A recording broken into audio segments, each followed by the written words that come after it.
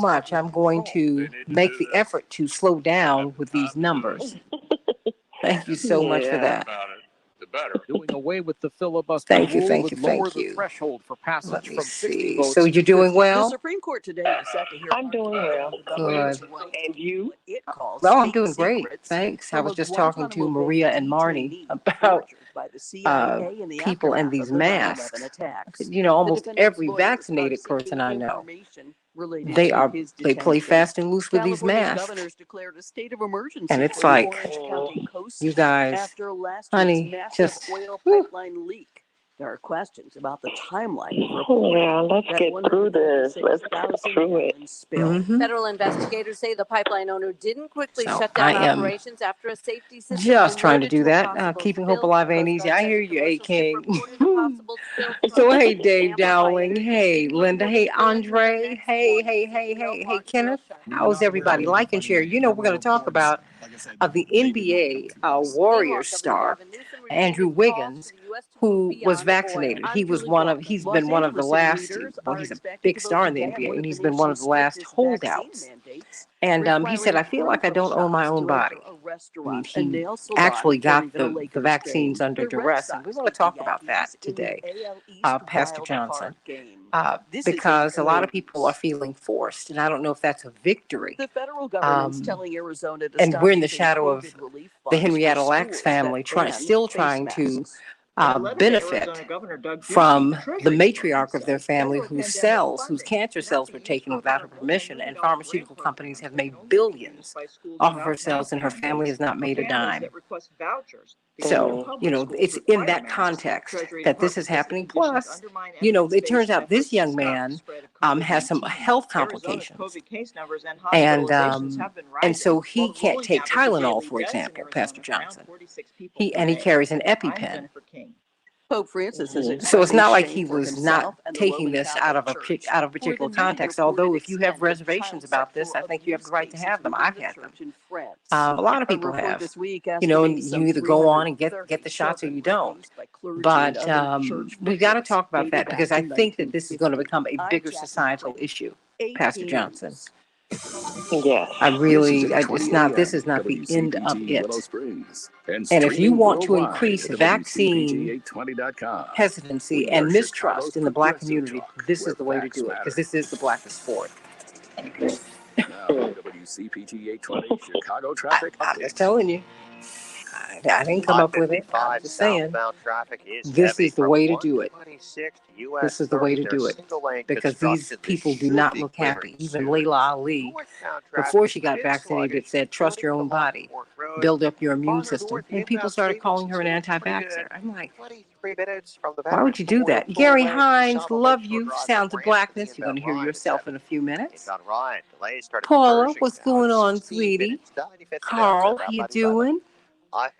Thank you. I'll send my parents, Carl, I'll send my parents your regards and love. I was just with them yesterday. Thank goodness. And thank goodness for that. Thank God for that. My father will be 80 on Friday. Can you believe it, Vicky? Donald Trump made being Oh, wow. That rebel with the turtleneck Oh, man. who refused to wear ties. Yeah. Yeah. I'll be there Friday. I'll be there. Oh my gosh! I think we're doing something at Push on Saturday. Is it? And worse. I don't know. They want. I think the ministers are doing something Friday. Okay. Please make sure he keeps his mask have up. to get to customers on time and looking good. Will do. Please do. Staples Connect. 1 minute.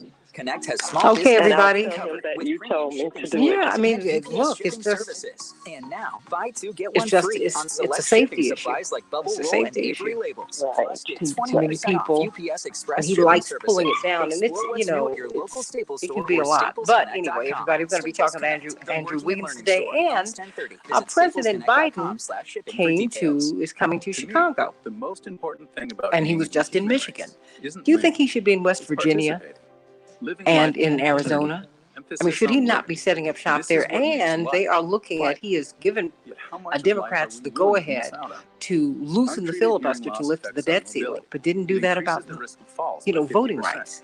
Good hearing health is essential to staying That and is not doing the what way we to love. win in 2022, Hear well everybody. and Good stay vital. morning, Get Joyce, a hearing Linear health check Bob. How every you year. doing, Hear well, everybody? stay vital. Janae, WCPT Dave Dowling, stay 820. right here. Got a lot to talk about on the Talk Santita where Jackson facts Show. matter.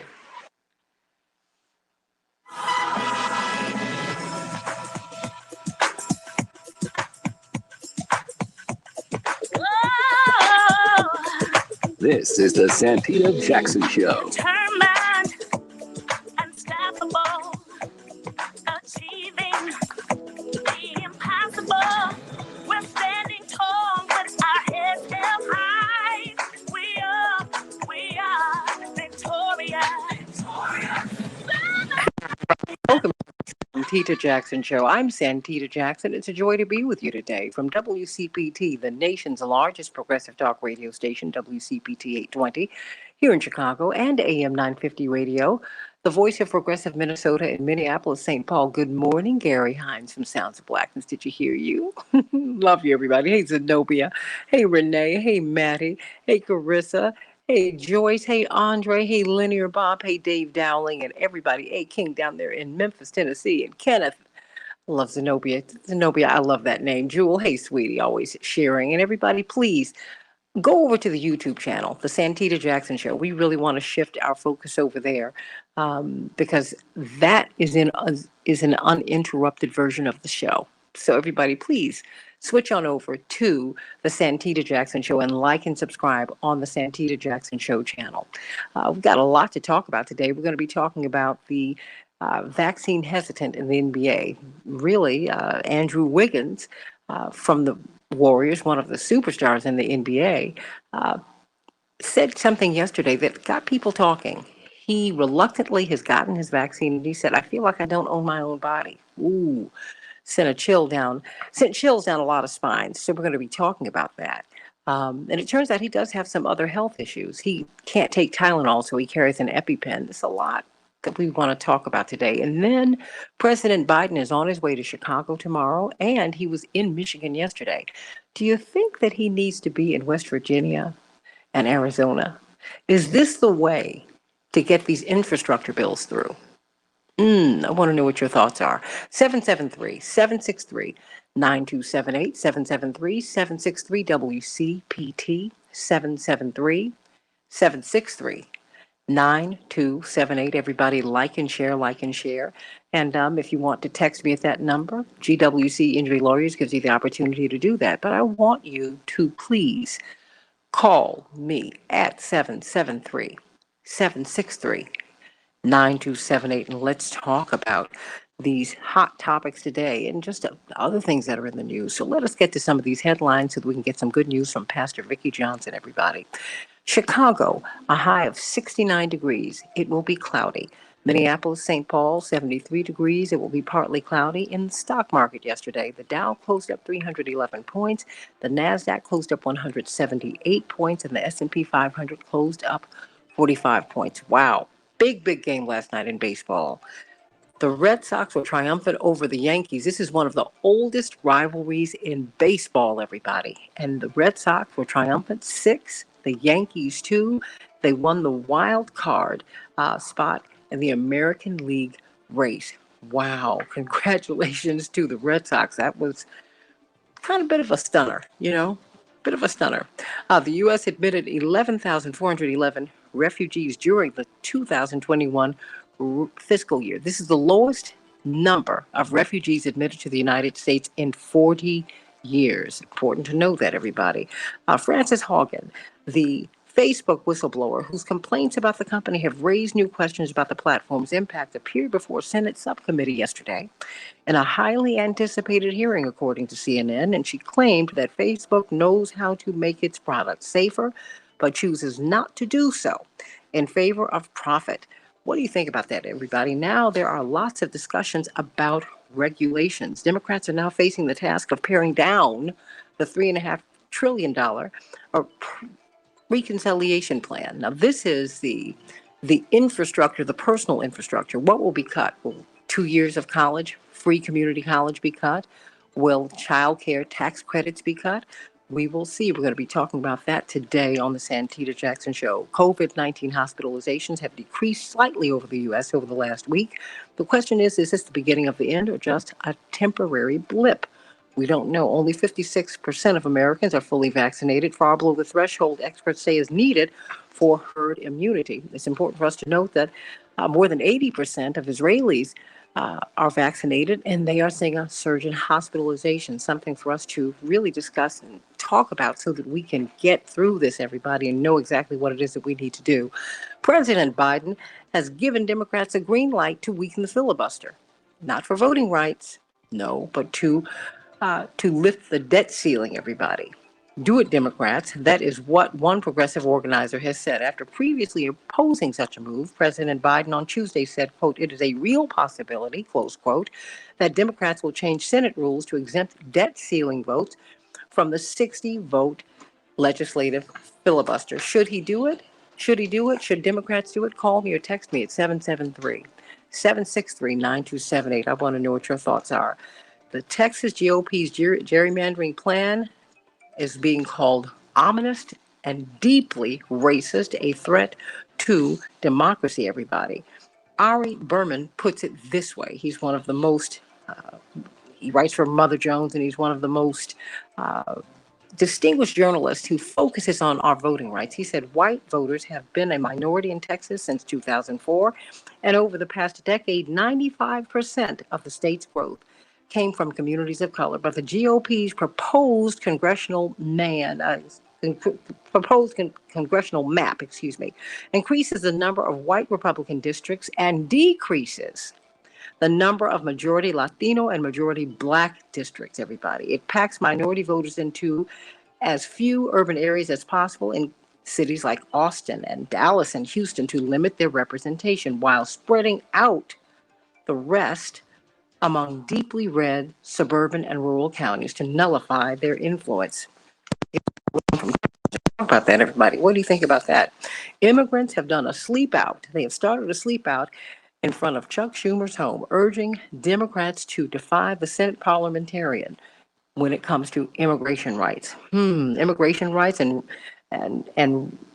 immigration rights advocates. What do you think about that? Do you think that's going to work? Well, he has to pass them every day now, every single day. The family of Henrietta Lacks is suing over stolen cells that have made biotech firms billions. Now, this is the woman about whom the best-selling book, The Immortal Henrietta Lacks, was written. She's a Black woman whose immortal cells, if you will, were taken without her consent or knowledge 70 years ago when she succumbed to cancer. And on Monday, this family sued a pharmaceutical company over unjust enrichment, as they put it, as a result of profits based on the stolen tissue that transformed modern medicine, everybody. Ben Crump, who is their lawyer, said this isn't just about racial justice. This is about genetic justice, everybody. They have not made a dime, and Big Pharma has made billions. What do you think about that? Is that the right thing to do? Advocates are calling for an end to the death penalty after an intellectually disabled man, Ernest Johnson of Missouri, was put to death. Intellectually disabled. He had the functioning equivalent of a child. And they put him to death, everybody, yesterday. May he rest in peace. And the FBI has raided the home of the NYPD union boss who's accused of, oh my goodness, what did he do to Mayor de Blasio's daughter? He publicized a minor arrest and put out her personal information, everybody. That's right. And so the FBI has raided his office and his home. That's right. The Sergeant Benevolence Association in New York. Wow. Vicki Johnson, it just never gets, it always stays exciting. Can you imagine? They called it doxing her. Well, what they did was when she was arrested, he put out the number of her license. I can't believe just all the things that he did to this young lady. And she's really a kid. She's not even 25. She's very, very young. So, Pastor Vicki Johnson, talk to me. And let me say this slowly, everybody, because we want you to go to, some of you are showing up at Pastor Johnson's church. And so on Sundays from 11:45 to 12:15, She is the pastor of the St. Thomas Lutheran Church. They are having a half hour of power, if you will. And it's at 80th and Jeffrey. 80th and Jeffrey. 80th and Jeffrey. 8,000 Jeffrey, if you will. 80th and Jeffrey, right there on the corner. So please go to the St. Thomas Lutheran Church. Thank you for letting me know that I was speaking a little fast, everybody. Sending you much love. Pastor Johnson, what's the good news today? Well, good morning, Santita, your friends, and your stars. There is good news today. Praise God. When I was a little girl, I can remember hearing people talking to themselves. You probably heard them too. They would ask themselves questions and then answer them, or they might just blurt something out, and someone would say, "What?" And their response would be nothing. I was just talking to myself. In our community, we would call them cuckoo or nuts or swirl our fingers around our head, indicating that, although that was not true. That was back in the 20th century. Now that we are blessed to be in the 21st century, there is encouragement to talk to yourself, and that it is perfectly fine to do so. They call it now self-talk. You are encouraged to talk to yourself, and they have instructions on how to do it. You see, who knows you better than you? Who is with you all of the time? And who can you not get away from no matter how hard you try? You. Self-talk is that inner chatter that goes on either silently or out loud. And you can use self-talk to work against you or for you. Thinking thoughts like, what if? Rehashing or blaming can leave you with little to no self-hope and keep you questioning yourself all day long. However, when you use positive affirmations to speak to yourself, and not only in the first person, you are feeding yourself with all of the reasons why you can internally. I love driving down Highway 41 in Chicago, which is called Lakeshore Drive. I like driving down it southbound, and near the 39th Street exit, there is a sign that says, "You are beautiful." It has no punctuation. It's just a statement. You are beautiful. As I drive by, a huge smile comes on my face, and I blow it a kiss. And I say, thank you out loud. I am beautiful. Saying these things makes me feel good, because whether you think I'm beautiful on the outside or not, I know that I am beautiful on the inside. So consider the thoughts that you are thinking about yourself. Your ups and downs, your joys and sorrows, your successes and failures. Think about them and about how you are going to deal with the affairs of your life. Then whatever the outcome, know that you can. Philippians 4:13 says, I can do all things through Christ, which strengtheneth me. Say, I can. Tell yourself you can. And if you will do this, and I believe that you will, then to me, that's good news. Amen. Amen. I love it. I love it. I love it. I can. I can. I can. I can. And you should, because you can, everybody. At least try. Yes. If you don't try, you won't make it. If you try, you just might, everybody. Pastor Vicki Johnson from the St. Thomas Lutheran Church at 80th and Jeffrey here in Chicago, 11:45 on Sundays. Please get on over there so you can get that half hour of power. It's safe. People are physically distant, but socially bonded and spiritually bonded. You don't want to miss it. 11:45 to 12:15, a half hour of power with Pastor Vicki Johnson at the St. Thomas Lutheran Church at 80th and Jeffrey. Sending you much love. Stay right here, Pastor Johnson, because we're about to do a little talk about COVID. And I know, we have Dr. Deborah Holden, world-renowned epidemiologist, associate dean of School of Public Health at Michigan State University, coming out of Johns Hopkins. Greetings to you, the most glamorous grandma ever, Dr. Holden, India's grandma. I wanted to ask about, just very quickly, what about this? We're seeing some hospitalizations of COVID-19 cases. We're seeing a dip. And CNN asked the question this morning. I said, well, let me ask you this. Is this the beginning of the end, or is this a blip? What are your thoughts?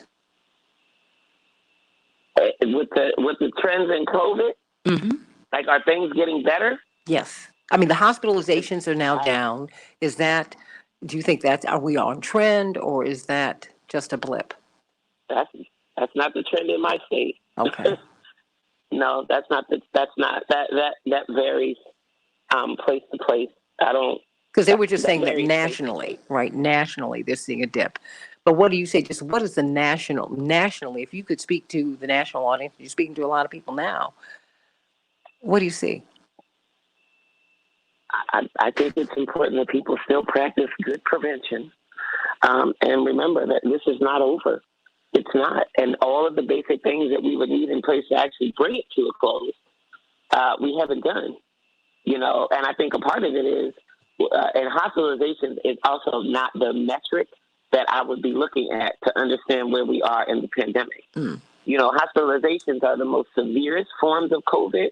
And I think likely why those are down is because many of the cases are vaccinated people. So they don't have as severe illness, but they're still sick. So I just don't think that's the best metric for where we are in the pandemic. And I'm worried that might send a signal to people that things are getting better when in fact they really haven't. They've sort of stayed the same over the last several months. I don't think things are getting better. So take that, folks, with the grain of salt. And that is not the best metric. This is the other thing. I'm having conversations with people, and people often say, yeah, but so few people die from this. The chances that I would die are so low. And I thought, wow, so you got to be facing death to want to protect yourself. There's a whole lot short of death that we're seeing with COVID. A lot of the people, and we've talked to them, some of them have even called in on the show. A lot of people with COVID are still dealing with the after effects of COVID. They had to deal with it when they had it. And people underestimate the experience of truly being isolated, of laying in bed at night. And people say it's really especially bad at night, and not being able to catch your breath, having the thought that you might die, living with the fear and the worry. Will I be one of those people who has to end up on a ventilator, or should I go to the hospital? Or just the way that people talk about it, the people who have had it, it's not pretty. It's not pretty. So, no, ma'am, we are not out of this. We are not nearing the end. We're just still in it. That's all I can say is we're still in it. But we've got the tools. So, I don't think it's a cause for worry or a cause for alarm. We've got the tools. We've got good prevention measures. People know what to do to protect themselves. We have safe and, effective vaccines. They're not 100% effective, but they do provide a really important layer of protection. So we just need to keep working all of those things. We're talking with Dr. Deborah Holden, Associate Dean of Public Health at Michigan State University. And we're talking about the vaccines. And coming up, we're going to expand a panel that she will be heading as we talk about Andrew Wiggins. Andrew Wiggins, NBA star from the Golden State Warriors, who up until a few days ago refused to get vaccinated. And he said that he feels that he's been forced to, because he's trying to build generational wealth for his family. And he said, and I feel like I don't own my body. I don't own my own body. And that is something that is, quite jarring for people to hear when you hear that not only the United States of America, but, to hear a young black man, Dr. Deborah Holden, saying that, when, when we're fighting for Henrietta Lack's family to have some agency over cells that came from her body. Just very quickly, before we start talking about him, I only have a couple of minutes here. What about the Henrietta Lacks case? Should her family benefit from her cells? Absolutely. The lion's share of medications and treatments that we've developed have been because of HeLa cells. And we call them HeLa cells, but HeLa is short for Henrietta Lacks cells. Her cells were the first human cells that would replicate outside of the human body. They just stumbled upon it. The first. Henrietta Lacks died of, The first. The first, yes. Wow. The first. And so, once that was discovered, it was like, man, we could, innovate now in medicine in ways that weren't available before. And this is an African American woman who died a very ugly death from, I think it was either cervical cancer or ovarian cancer. That's right. Absolutely. You don't get to just take somebody's cells and use them without their permission. Well, they did. Absolutely not. And in 2021, 70 years later, they're fighting to keep the profits. I mean, it's unbelievable to me. And her family, many of them live in abject poverty. Yeah, it makes absolutely no sense. Billions upon billions, if not trillions of dollars generated from her cells, and her family's living in poverty. It makes absolutely no sense. Unbelievable. No sense. And unbelievable. Wow, everybody. And unethical. It's unethical. Well, you know what? It would be like, can you imagine if something happened and you were in a terrible accident and the hospital just gave your organs to people? You weren't an organ donor. I mean, you have agency. You have rights in death.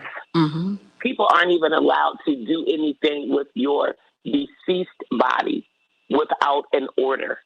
We're actually going through this because, my granddaughter's father he died 2 months before she was born. And so to have his name on her birth certificate, we have to get a DNA test. They have his DNA at the medical examiner's office. It was a very interesting conversation. The medical examiner said, even the dead have rights, and I am their voice. 30. Wow. So you literally have to file and petition to be the owner of his estate, and his mom has done that. Absolutely. Because his estate now is his DNA. Well, you know what? That's why, tomorrow, put this down. Let us talk about Henrietta Lacks, Dr. Verholden. Yes. Because we need to tease out that case. Because when people feel that they're being experimented upon, this is what happens. Back with more of the Santita Jackson Show back in just a minute. Live, local, and progressive on WCB. Okay, if you can bring the radio down just a bit. Thank you so much, Paul. And Paul, when you get the guests on, just put them in my ear. Okay, that'll save us time. Hey, Robert. Hey, Eric. Hey, Daryl. Dave, once again. Eric L. Stanley Davis. Jewel. Everybody, please go on over to the YouTube page, the Santita Jackson Show. The Santita Jackson Show. I was told that we really need to be over there and populate that. So if you all would help me do that, we can get some things done. How about that, everybody? Oh, whoa. So let's talk about Andrew Wiggins. Let's talk about him. It's a very interesting. I was out with a friend of mine yesterday, Dr. Verholden, and we were about to leave the restaurant. He said, oh, wait a minute. We stopped and looked at the television, and they were talking about this case. I said, maybe I should talk about it tomorrow. He said, yeah, you should. Because this young man had made some comments that really, they touched me. Because I don't think that anyone is taking, is making these health decisions without a lot of deep soul searching. You've been very transparent with us, Dr. Verholden, because you have taken us on the journey with you. Your own misgivings not going to call, I don't want to just use the terms that the media just throw at us, your own misgivings, your own misgivings. And you said, well, I still have some, but I'm going to go forward. And particularly when you found out that you were, and then, the relief because you were about to become a grandmother. You're like, I got to do everything I can to protect my daughter and this baby. I've got to do everything I can. But it turns out Andrew Wiggins was trying to do the same thing. And he has misgivings and he has decided to, if you will, fall on his sword. He said, I don't know how this is going to impact me next week, 5 years, 10 years, 20 years, but I'm trying to build generational wealth for my family, so I'm willing to do this, but I don't feel good about it. It turns out, Dr. Verhoeven, that he can't take Tylenol, for example. So he has to carry an EpiPen. So he has some other health issues. And apparently his whole family, he said, my family don't believe in this. And so I don't think it's going to end here. That's my point, which is why we're going to talk about this today, because I, hear it from a lot of people. Just, I have Attorney Hoffler. Attorney Hoffler. Good morning, Santita. How are you? Good. We had to get our legal eagle up on here. How about that? Woo. Happy Wednesday morning. Oh my gosh. Happy Wednesday morning. Happy Wednesday morning. Happy Wednesday. Everybody, I'm seeing this. So CK, we're looking at Joe Biden. Dr. Knighton. And I need you to help us to look at the fact that the filibuster, he has loosened up the rules on that. He wants the Democrats to basically suspend it for the debt ceiling, but not for voting rights.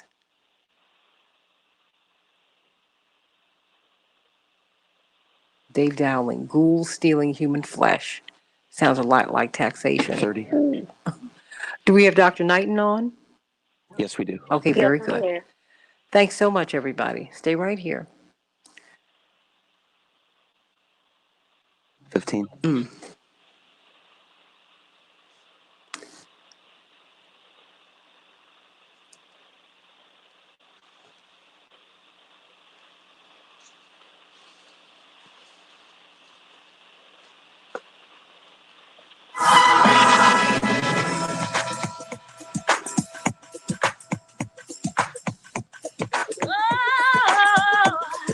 This is the Santita Jackson Show. Determined, unstoppable, achieving the impossible.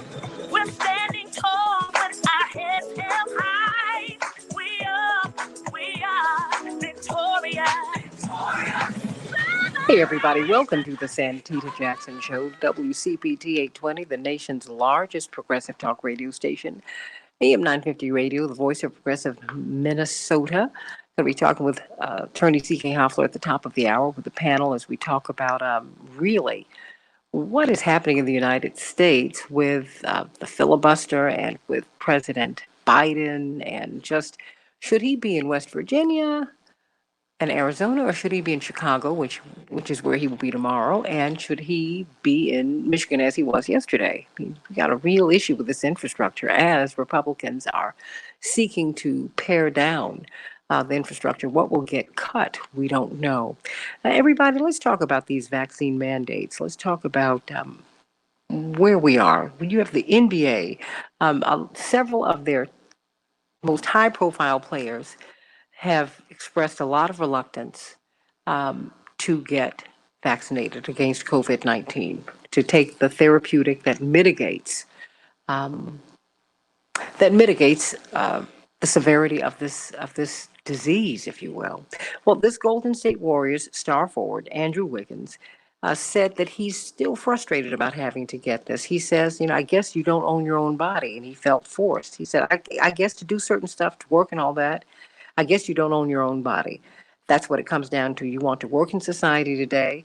I guess they make the rules of what goes in your body and what to do. He said, I don't know what it's going to do to my body. There's a lot of stuff. I feel like you could go on for days about why I didn't want to get it. Most importantly, I didn't know what's going to happen, what it's going to do to my body in 10, 15, 20 years, what it will do to my kids, or my future kids, but I guess it's something that I had to get done. And it turns out that he does have some other health issues. He has some other health issues. He, for example, cannot take Tylenol and carries an EpiPen, for example. I didn't know that. So I want to know what you think about this, everybody. He carries an EpiPen because of an allergic reaction to medicine he took a couple of years ago. So what do you think? Now, some people are saying that it's a privilege to work in the NBA. It's a privilege to work, period. Um, is is that it? Do you think he's right? Do you think that he's wrong? What are you going through? What are you going through? I mean, because we do have the real push for people to get vaccinated, and then you have some people who are pushing back, and then you have some people who are saying, "Well, I'm going to do it, but I still have misgivings." I'm wondering about that, so I want to go to this panel today. Of course, Dr. Deborah Furholden, Associate Dean of Public Health at Michigan State University, Dr. Shanina Knighton, clinical research scholar and registered nurse at Case Western Reserve University, one of the world's few infection preventionists, and the immediate past president, shall I say, of the National Bar Association and chair of Rainbow Push, and of course, legal Q&A with CK at the top of the hour, attorney CK Hoffler. Welcome, ladies. Let's start with you, Dr. Furholden. What do you make of this case? I think this is what we're going to see more and more of. You know, you and I both know I was very transparent with people about my own journey in this process. I started off with a whole lot of reluctance. I said this all went just too fast for me. I had never heard of mRNA vaccine technology before. I knew what mRNA was.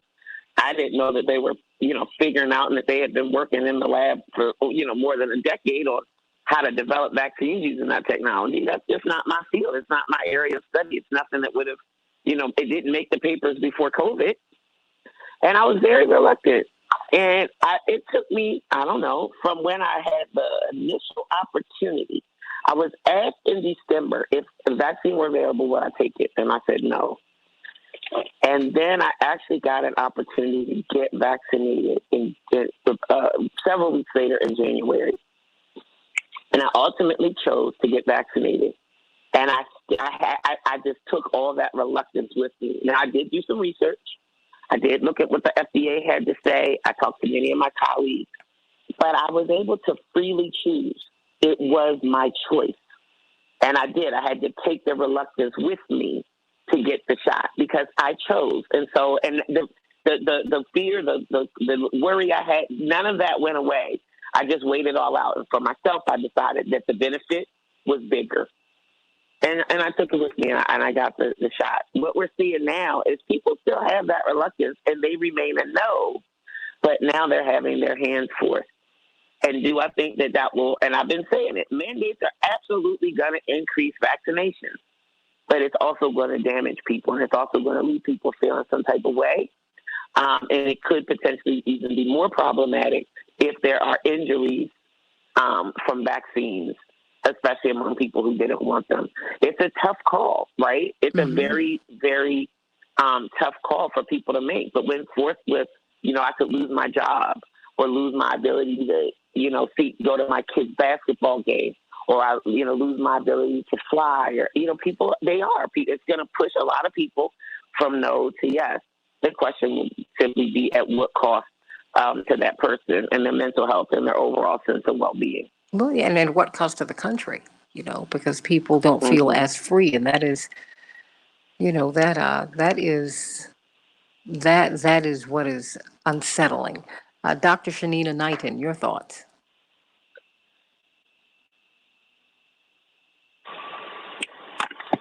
Dr. Knighton? Hello? Yes. Your thoughts? Yes, I'm here.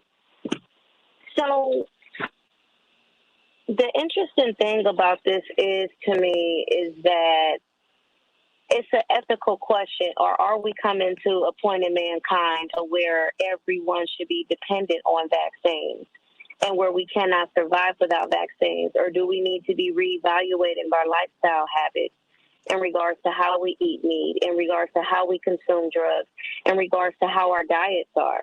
That's the one thing that it brings up to me. And I think that it is very disturbing at times of how I do know that natural immunity is being ignored, as well as other measures that individuals have taken. There are naturopathic doctors, and there have been people that have existed on that pathway for their entire lives, and they're being told that, hey, the only way that you can make your livelihood is by taking this vaccine. These are individuals that sometimes have had to pay insurance unwillingly, but yet do not even utilize the healthcare system. And I think that it's disturbing that when you look at someone and you say, hey, you have to get this vaccine, or we won't feed your family because you can't work. We won't give you healthcare insurance. You can't go here and you can't go there. It is a restriction of freedom. And I understand why many are frustrated.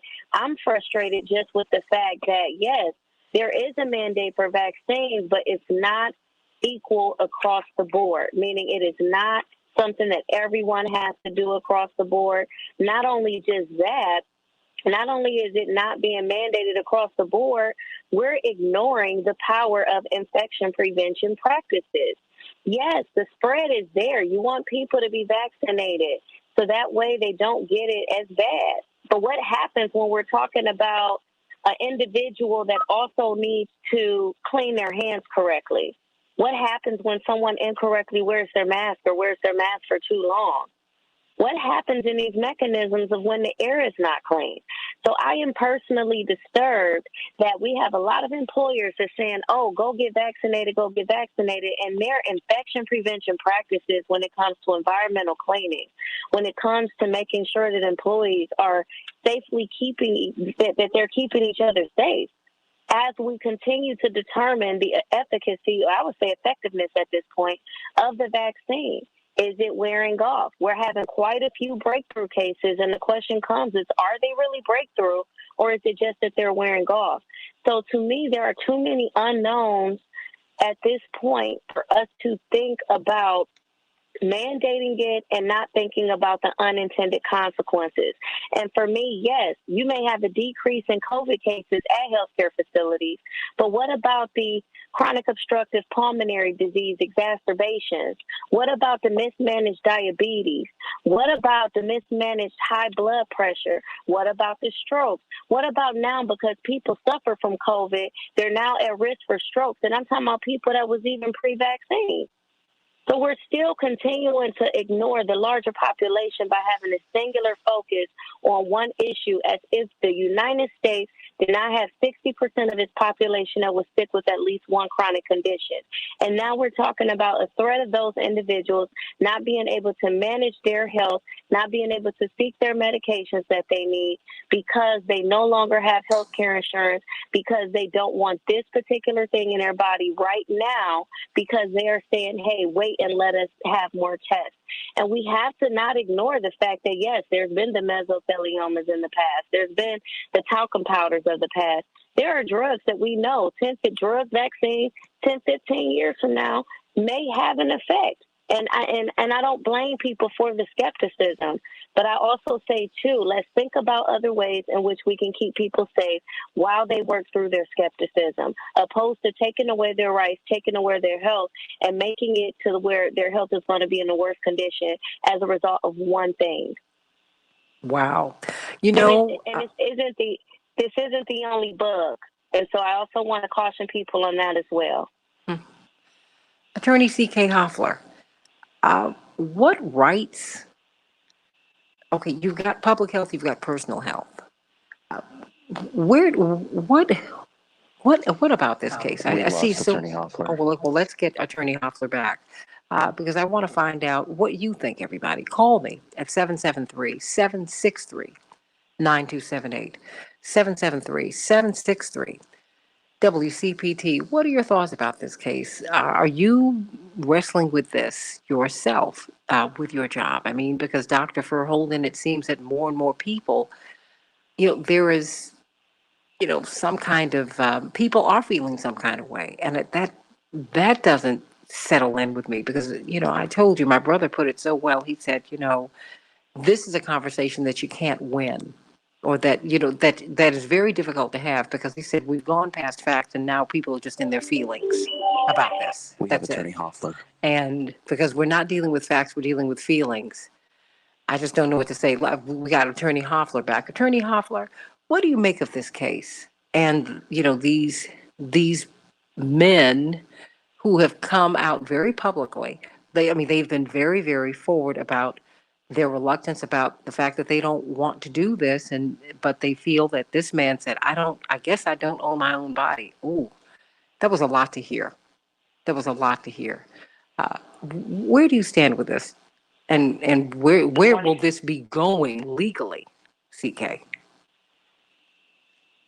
Oh, good morning, Santita. I think this goes all back to the contract that these gentlemen have entered into with the sports authorities, with their leagues, whether it's the National Basketball Association or the National Football League.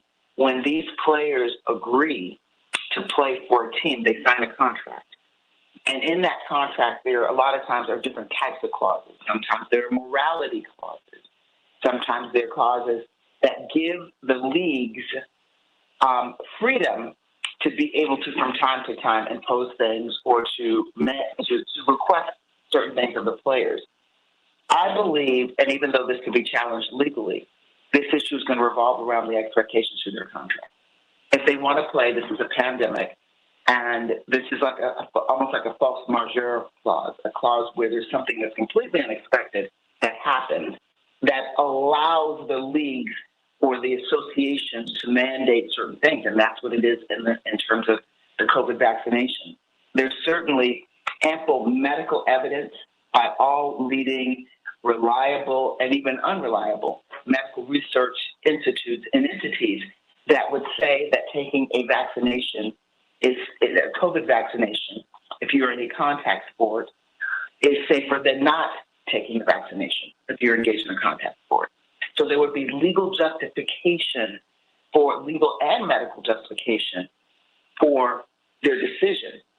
And it is true, just as when they engaged in the sport, when they played in college, they didn't own them. They didn't own their entities, if you will. They were paid for a job. They received scholarships for a job. That job was to play basketball, to play football. And with that comes a bunch of other things. And I put it in the category of a bunch of other things, especially during a pandemic. So while I don't like it, and while, as Dr. Deborah Furholder was saying, many of us had and still have vaccine hesitancy, but it's a cost-benefit analysis for these teams. And when they make that determination, the players have to go along with it. It's just that simple. I don't like it. I do believe there should be room for an individual to make a choice about his or her own body. But in this instance, faced with a pandemic and faced with a sport where there's contact, where you're more likely to be breathing in someone's face, and you don't have masks on when you are playing basketball or playing football, it's certainly within their rights to mandate that, even though I think it can be challenged legally. But I'm not very optimistic that a legal challenge will be successful at this point. Let me go to Danny from Indiana. Danny, what's on your mind today? Danny? Is Danny still there? Hello? Hi, Danny. What's on your mind? Hello? Daniel, I'm sorry. Okay, I'm sorry. No, you're fine. How you doing, Miss Jackson? It's great hearing your voice. I love your show. Thank you. Glad to hear about your parents. Glad to hear they're doing great. Thank you. Thank you for that. Your panel is awesome. But I'm one of those that I don't think that they talk about the most. Well, they don't talk about it all. Those that actually does research. I look at, the statistics behind Israel, that would be another reason to say that it's not the unvaccinated. If you look at Israel statistics off of the vaccinated and the hospitalizations, yes, they're not as deadly, but what I'm finding is you can still catch it, you can still spread it. You have to have symptoms. Severe symptoms to go to the hospital, or maybe not. I don't know that part. But one of the questions after looking at that is, am I trading my natural immunity for an immune system that is compromised with the vaccine. And the reason why I say that is, last year they were expressing that you had a 99% chance of surviving COVID. And with the vaccine, I'm hearing that, you have a 95% chance without a severe case. And with any vaccine that you take, as you go down the line, you lose some of that percentage.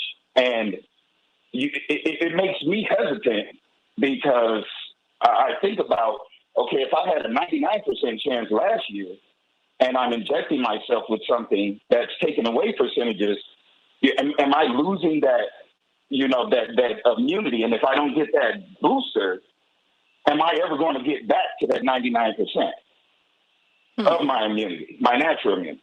Well, hold on. So Hold, Stu, I'm sorry. I want you to complete your thought because I do want Dr. Knighton to speak to natural immunity because you just mentioned it, so we can all know what it is.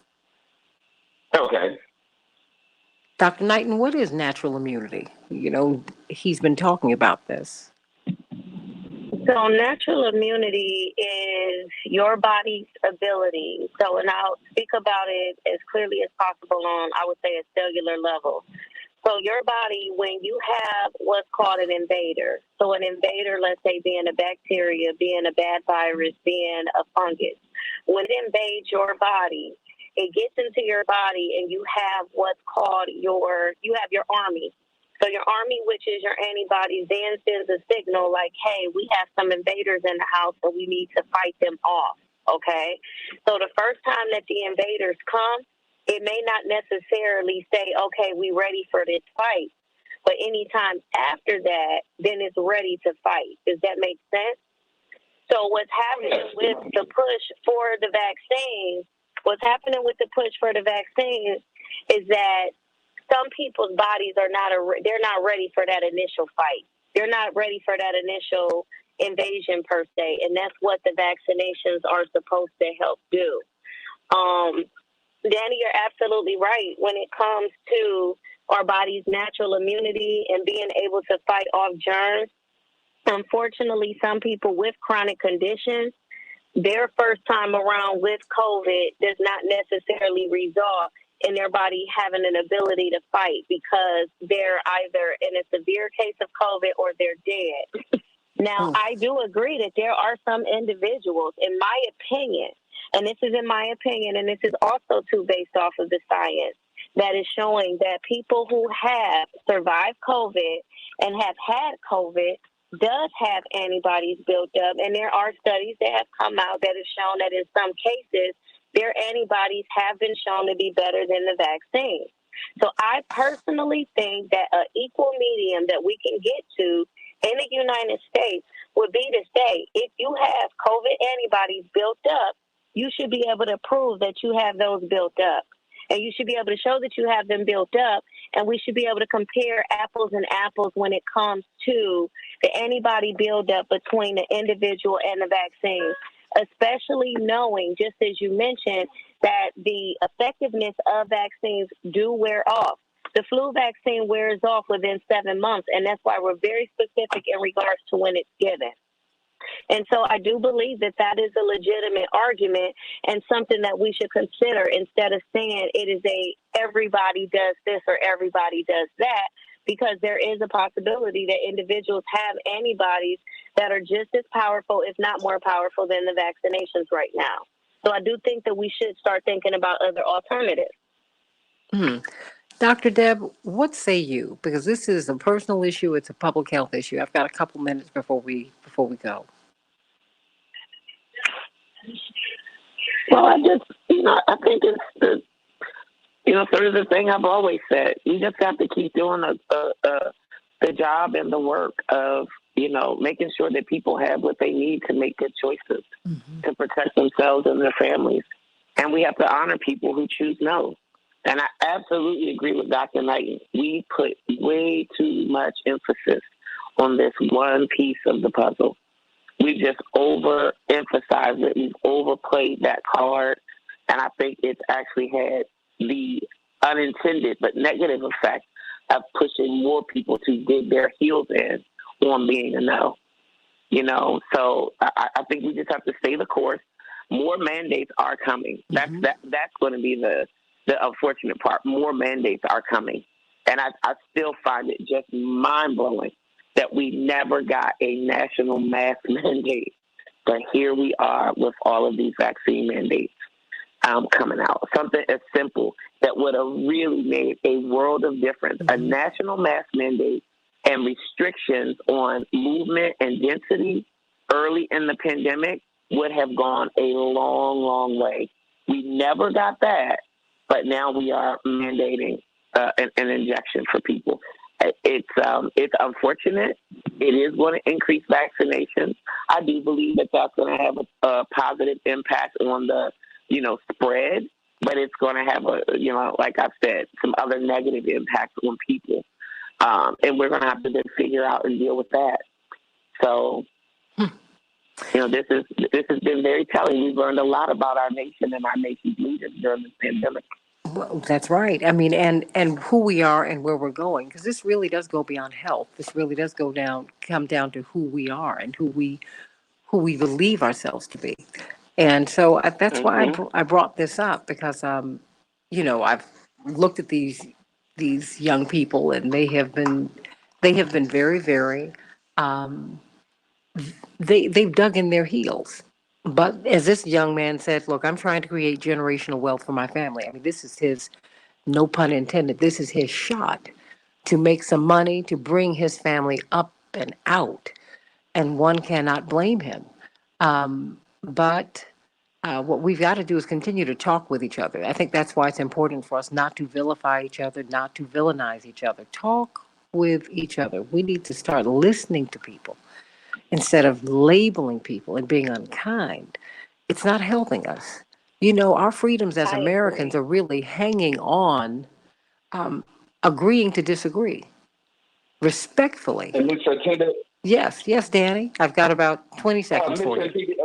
The problem that I have with the mandates is that I'm not scared of the mandates today. 1 minute. But it's the mandates in the future. And I don't think that people understand that when you open up these doors, it's very hard to close them, and they probably will never get closed. So where do we go from here? Well, it's easy to lose a right. It's hard to get it back, right? So I think it's a lot that we've got to think about, everybody. But cooler heads must prevail, and we must talk to each other, not at each other, not about each other. Let's speak with each other. That's the atmosphere. That's the platform I've really tried to create here. So that when we disagree, we do it not in a disagreeable way, but agreeably. And so, let's just continue to keep our eyes on the NBA, because I think that will be very telling. It's going to be a very, very interesting fight. Legal Q&A with CK in just a few minutes. We're going to be talking about what's happening in Washington, right? What's on the line here? And what about this filibuster? I mean, the president said we just might suspend that for the debt ceiling. Back in just a minute. Wow.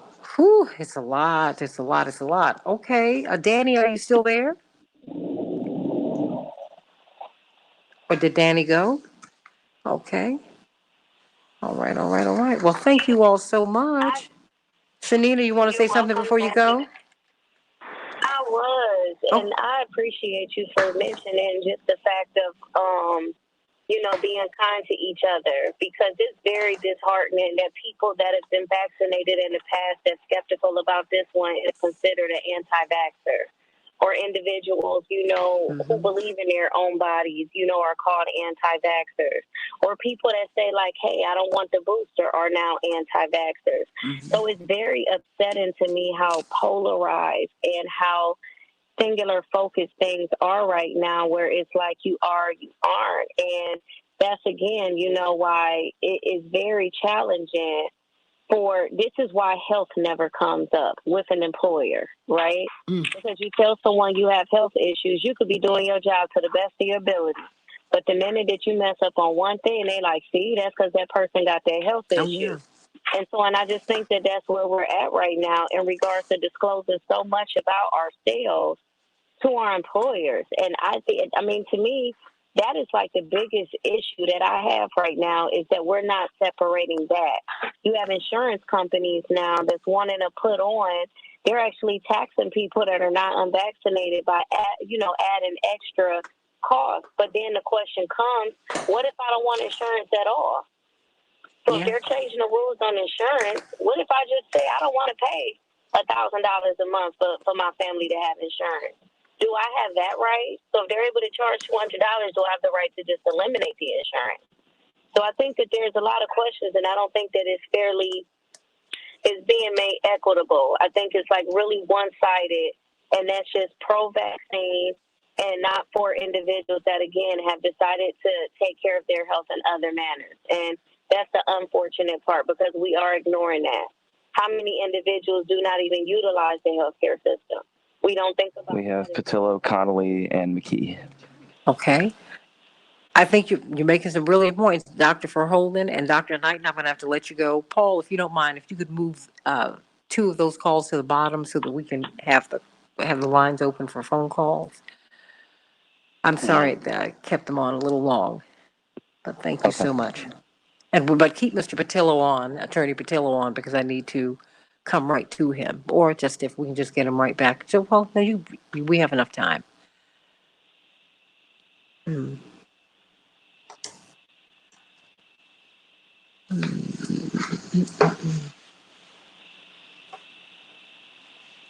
said, see, I sent you a text, but ignore it. I got it. I'm straight now. Oh, you are? Okay. Oh, okay. Yeah, I'm straight. You know, honey, I cannot look at these texts. Yeah, you don't need to. You don't need to. I'm straight now. Okay. You know what? Tomorrow, can you, well, I'm going to do this because we're on Facebook and on YouTube. Can we talk about Henrietta Lacks next week? Sure.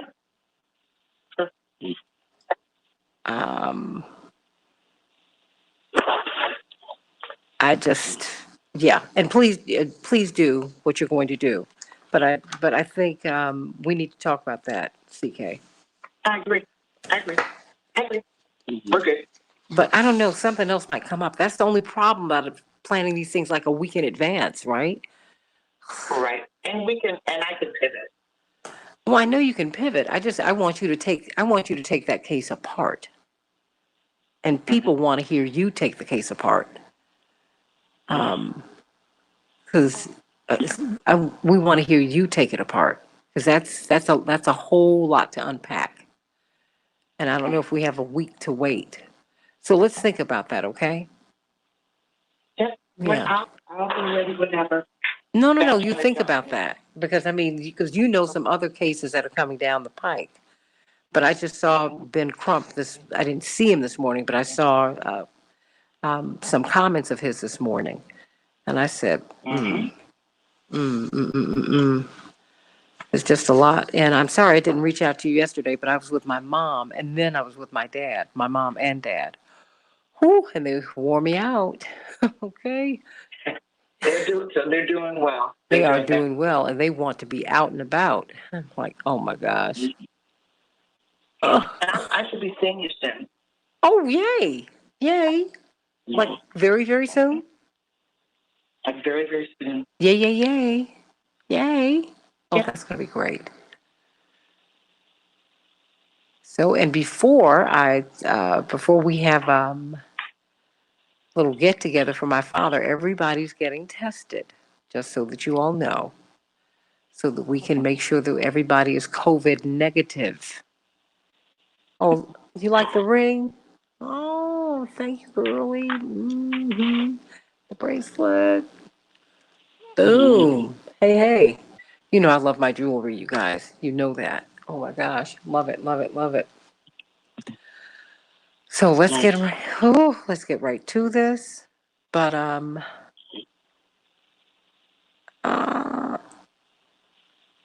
CK, bring on the award. 1 minute. Oh boy. Maybe more.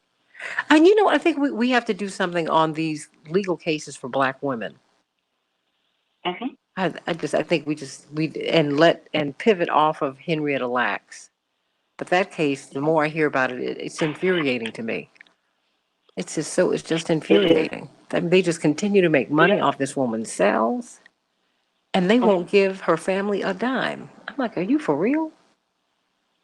Absolutely. And I do think, Johnson and Johnson, because they had a vaccine and did make billions off the vaccine, for them in this other case, the talcum case, to be threatening bankruptcy is really the ultimate irony versus paying Black and brown women who have those rules. And other women. Oh, absolutely. Particularly since we were all told that this is the way you stayed hygienic, right? Stay right there. It was terrible because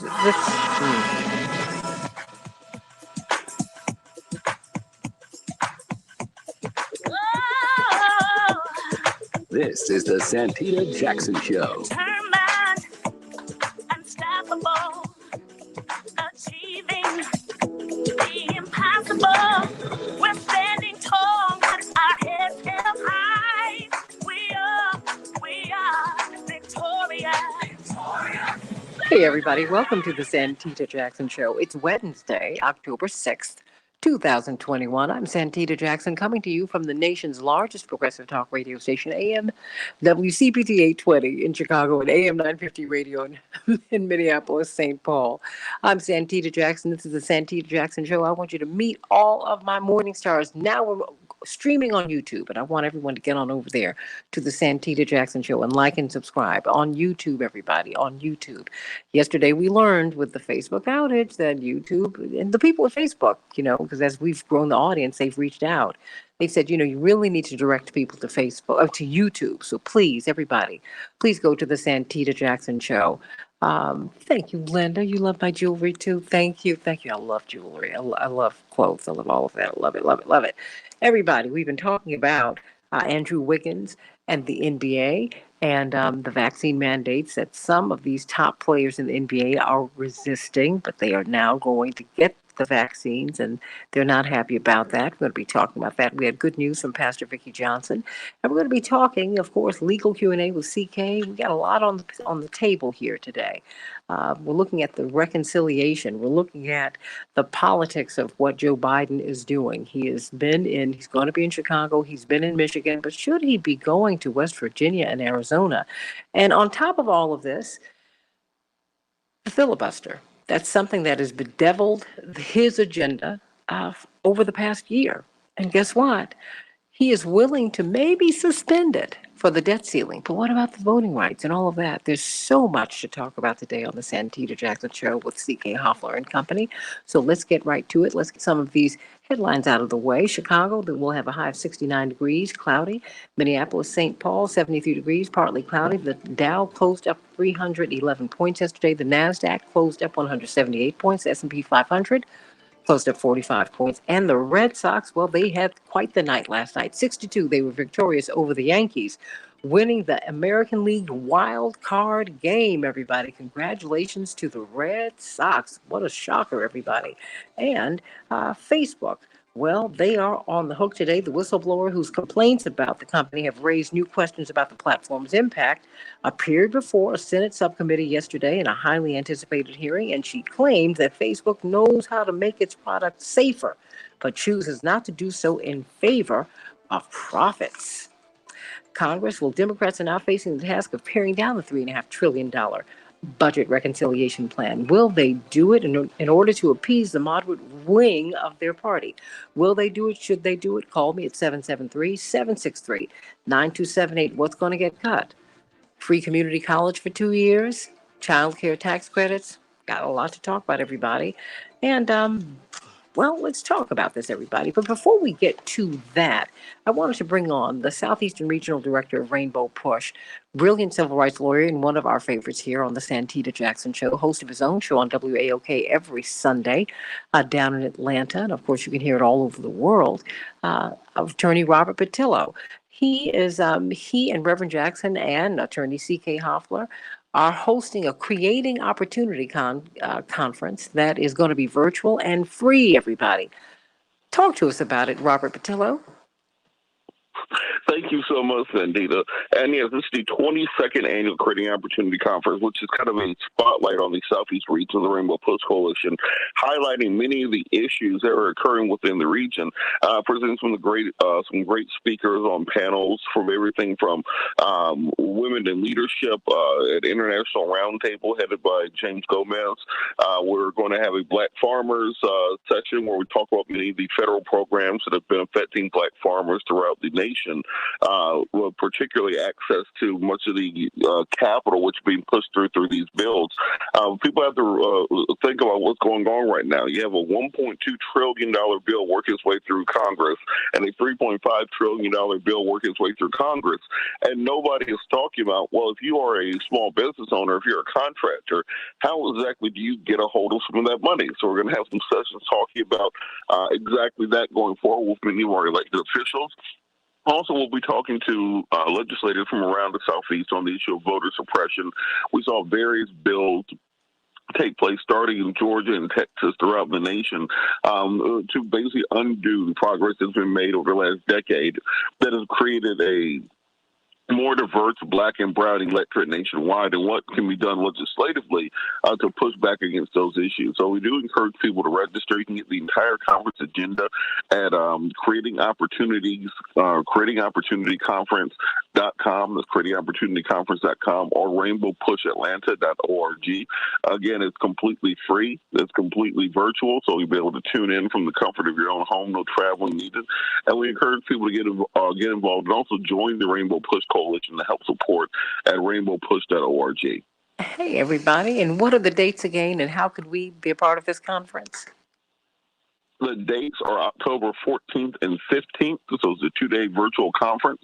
And you can register again at rainbowpushatlanta.org or creatingopportunityconference.com. All right, everybody. And he's going to be on every day, letting you know about it, because a lot of you are entrepreneurs. And you can be just like Boeing, right, Robert Patillo? Boeing gets so many government contracts, so many top companies, top corporations in the world. GE, that's how they bring good things to light. They've gotten government contracts. And so I want to show you how to do that and talk about the dilemmas of the Black farmers and all of that. So let's get right to this, everybody.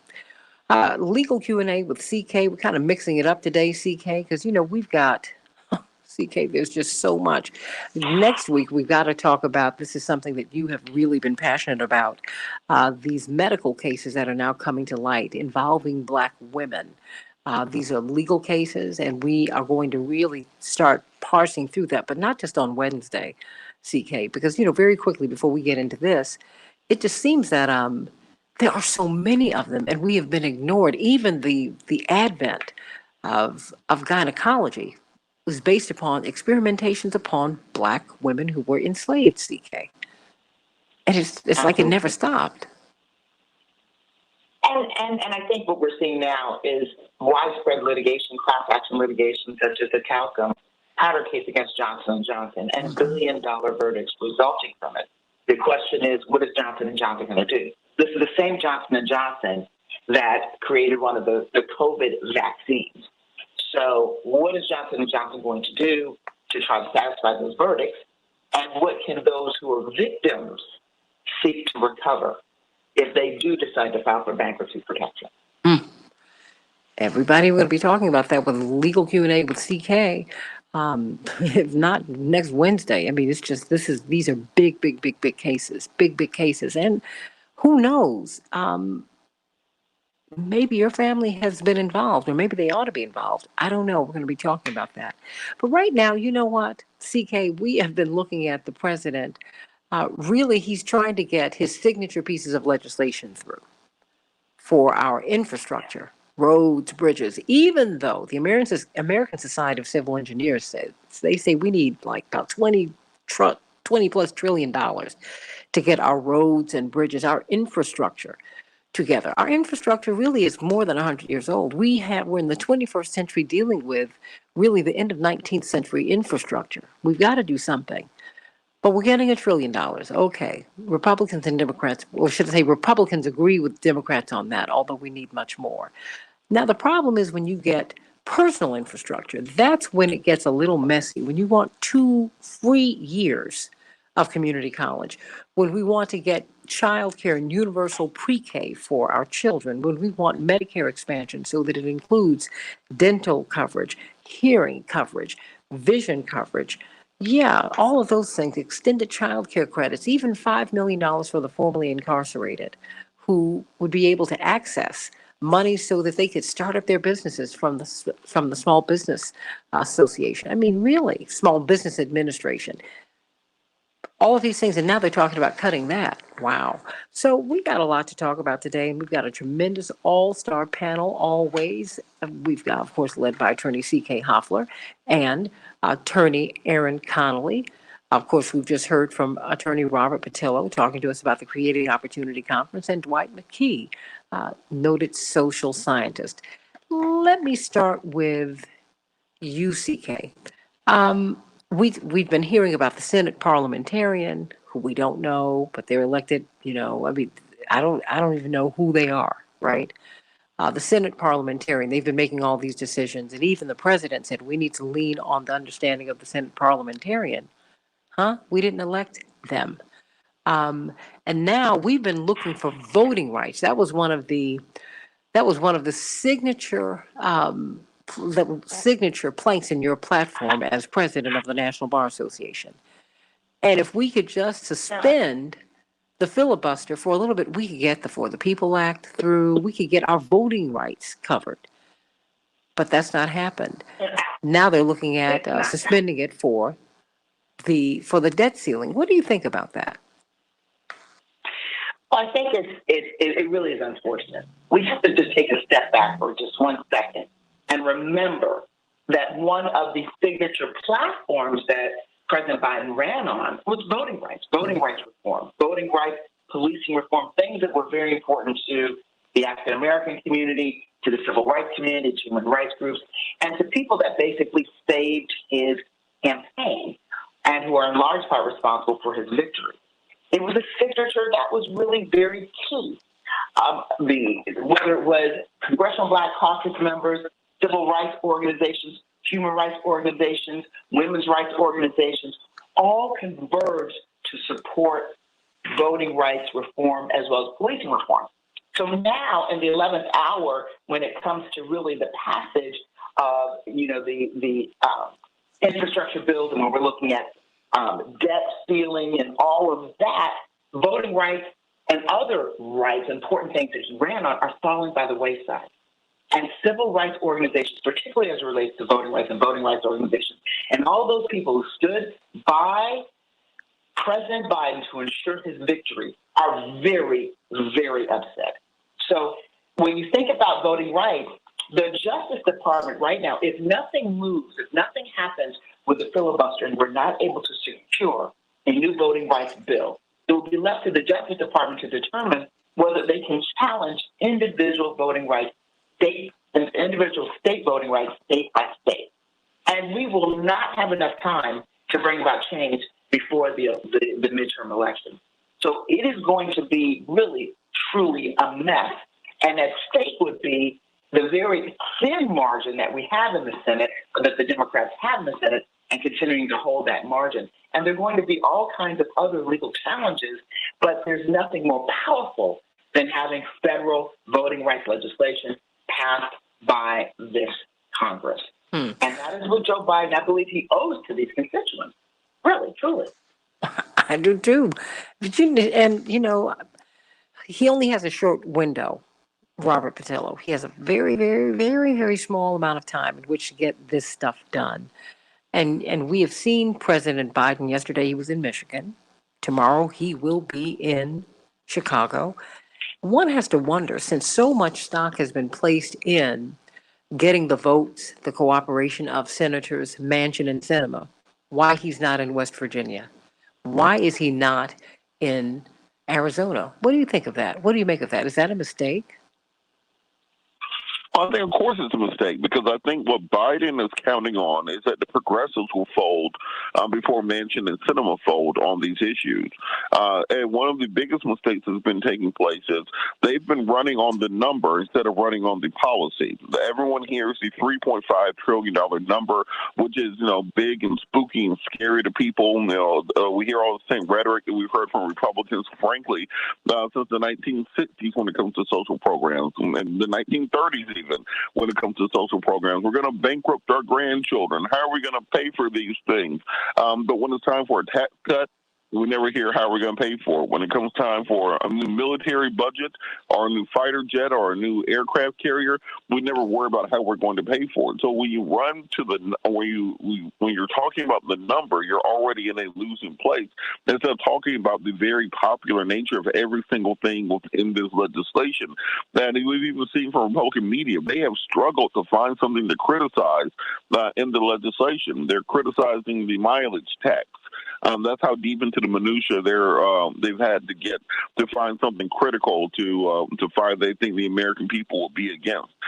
They're criticizing some of the environmental regulations that are being put in place, which are broadly popular within particularly with young people who are going to have to be alive in the 2060s and 2070s in this country when the real teeth of climate change start kicking in, and we're dealing with some of the worst effects of it.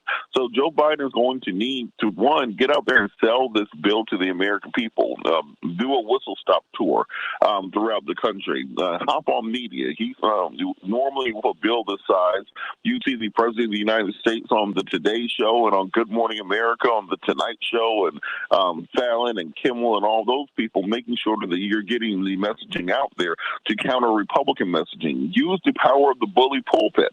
The President of the United States, whatever he does is news. We saw this with President Trump commanding the national stage during COVID. For better or for worse, he was there. We're not seeing that same activity from this White House. So for a bill this size, as we said, you have two bills together that are going to be nearly $5 trillion in spending. U.S. GDP is around $20 trillion. So we're talking about, a good chunk of an entire year's budget being put out there, and the American people need to know exactly what's in it and why they need to be pressuring their senators. And even those folks in West Virginia and Arizona need to understand that, look, the only thing that's going to get you out of this coal mine are these bills. By switching over from fossil fuel industry to doing coding to producing solar panels and producing windmills, you can have the same standard of living or higher without the black lung, without the fracking, without your water catching on fire, those sorts of things. So unless Democratic leadership, particularly the White House, are going to get out here and work for it, campaign the same way you campaign to get elected, it's going to be very difficult to get this passed in the next 60 days or so. Everybody, what do you think about this? What do you think about the strategy, and the fact that they're thinking of President Biden has said, okay, Democrats, you all can have at it. Do something with this filibuster so we can lift the debt ceiling. But what about the right to vote, Aaron? Attorney Connolly? I mean, you can see it takes but a word from the president. I'm sorry? Right. I don't understand the long game here. It really comes down to voting rights. And while the debt ceiling is crucial to our economy is a portion of the foundation of this country, right?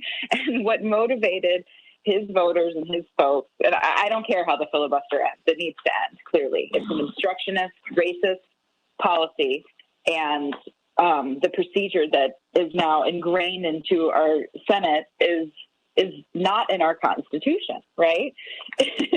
And the protection of it, instead of focusing on voting rights, as the filibuster is some sort of sacred bipartisan tool, when in reality it's obstructing real change that real people want, and it's dismantling voting rights state by state.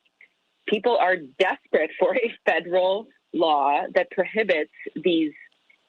Basically, they're taking one piece of the puzzle off as we're not paying attention nationally, right? And people are left in Texas and Arizona and state by state to defend these voting rights. And it would be very easy for our leaders in Washington to protect them. So I don't understand the lack of focus on that, because the people that voted are passionate about this issue, and they see the long lines. They're living these long lines, right?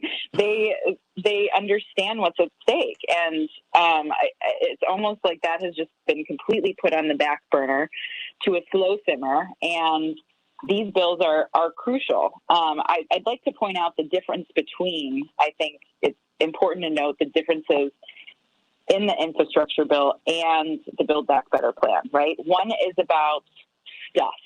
Things that are tangible, things that government contractors in those districts can get paid for.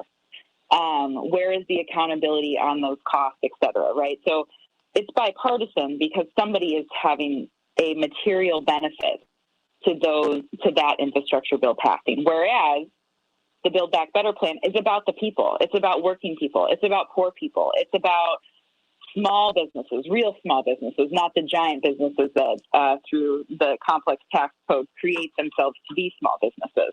So I think we have to really take a hard look at those differences and who is benefiting from them, who has an incentive for them to pass. Infrastructure is important. My mom lives in Pittsburgh, and those bridges are scary. The roads are dangerous. There's brick roads from 100 years ago that are falling apart. This is a real issue. I don't want to sound like I don't think creating an infrastructure is important, because it really is a national defense issue if you break it down. However, those create limited jobs, right? We're talking about making sure that working families in any industry across the board have living wages, have things so they don't have to work 80 hours a week. They can go back to a reasonable work week and have some balance in their lives, where childcare isn't $3,500 a month in some major cities, where food insecurity is taken away by these child tax credits. These are the tangible things that make a difference to families and put money in their bank account, that create a surplus, that allow them to live the real American dream, which some people don't even think is possible, right? They don't think that the government has any incentive to see them do well, and it's all up to them. And this creates a cycle of trauma, a cycle of stress, and we see that in our friends and family throughout this country. And people want action. The calculation to go to Michigan, I think, is a smart political move if this gets passed. As we know, the voters in Macomb County, Michigan predict the next president more often than not. However, Michigan is a small portion of 1 minute here, and the real pressure should be in those home states, those swing states that barely are blue. Sure. And the president needs to keep the public pressure on those folks like Kirsten Sinema and Joe Manchin. Now, I just want to know, in Arizona, the folks that are coming to Kirsten Sinema's defense are the most aggressive Republicans, people who have tried to put in horribly racist policies with regard to immigration enforcement, who have tried to attack women's health care and are completely fine with women being harassed at health clinics, but are supporting Senator Sinema in her victim tour right now. So look at who these people are allied with, and we have to look at our own coalition and put the pressure on where it's going to make the actual difference, and that's going to be in their home state. Right now, everybody, West Virginia. Come on, everybody. Arizona, the filibuster. Whew. We're going to see about that on the Santita Jackson Show. Just back in just a few minutes. Call us.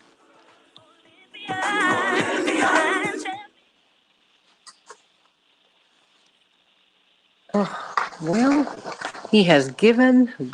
I'm coming to you, Dwight. He has, and we've got your Pearl on. Oh boy, she's been calling in and going off all week.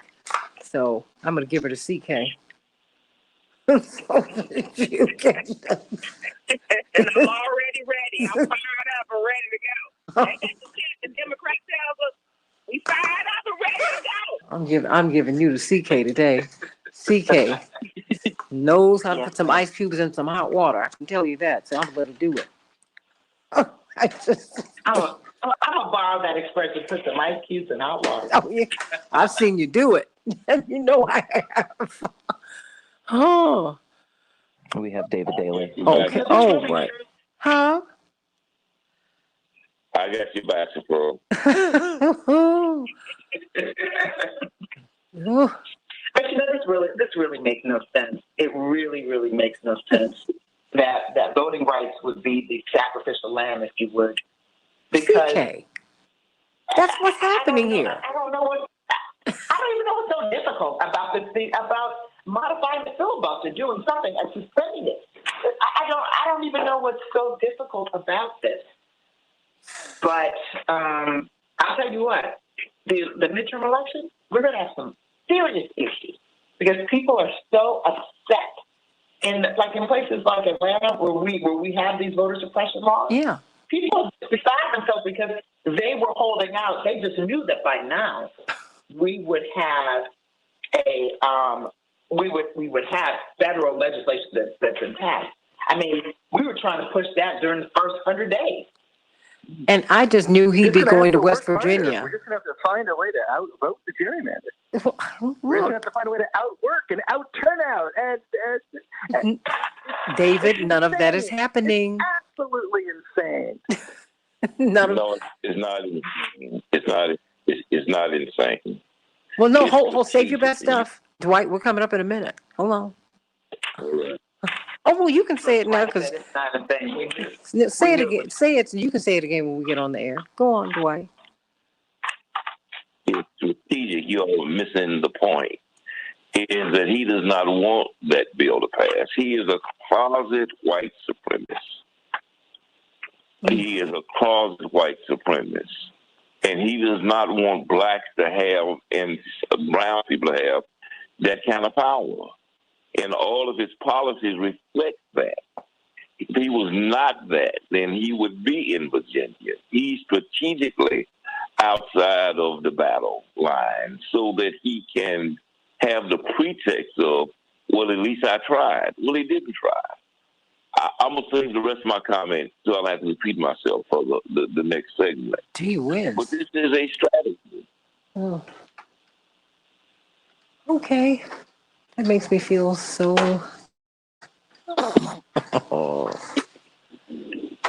I detect no lies, Dwight. No lies. We always go for the okie doke with this guy. And everything in his history indicates that he's a white supremacist. 30. Every policy he's ever pushed has been on that side of the ledger. But we keep making excuses for this guy. Scratch my head saying what's happening. As if we can't see what's happening. And what's happening is everything from Hold on. Hold on. We're coming up. And you all, when you hear my voice, that means I'm trying to get out. Always remember that. Okay. Stand by. And Tanya is saying, whoa, Brother Dwight McKee, you went there. Coach.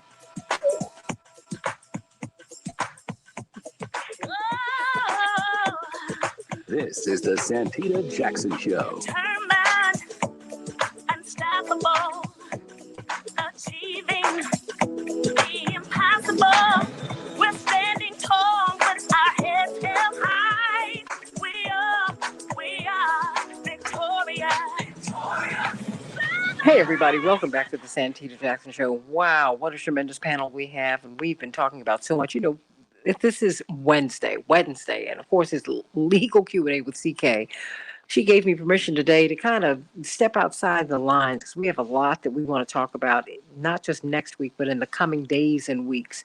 There's so many legal cases that really impact us. Right now, we're also in a squeeze play with election time. We're coming into 2022.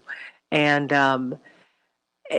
if we're not careful, the Democrats going to have a hard time holding on to this slender sliver of a slender thread of a lead in the U.S. House of Representatives and the U.S. Senate.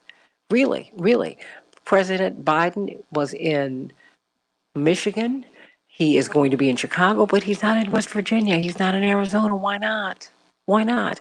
He's looking at maybe he's given the Democrats permission to do something about the filibuster so they can lift the debt ceiling. Why didn't he do that about voting rights? There's just so much to think about. We've been joined by David Daley, the author, the New York Times bestselling author of Rat Aft and You Got to Get Unrigged, because this is a plan. But before we get to you and the callers, Dwight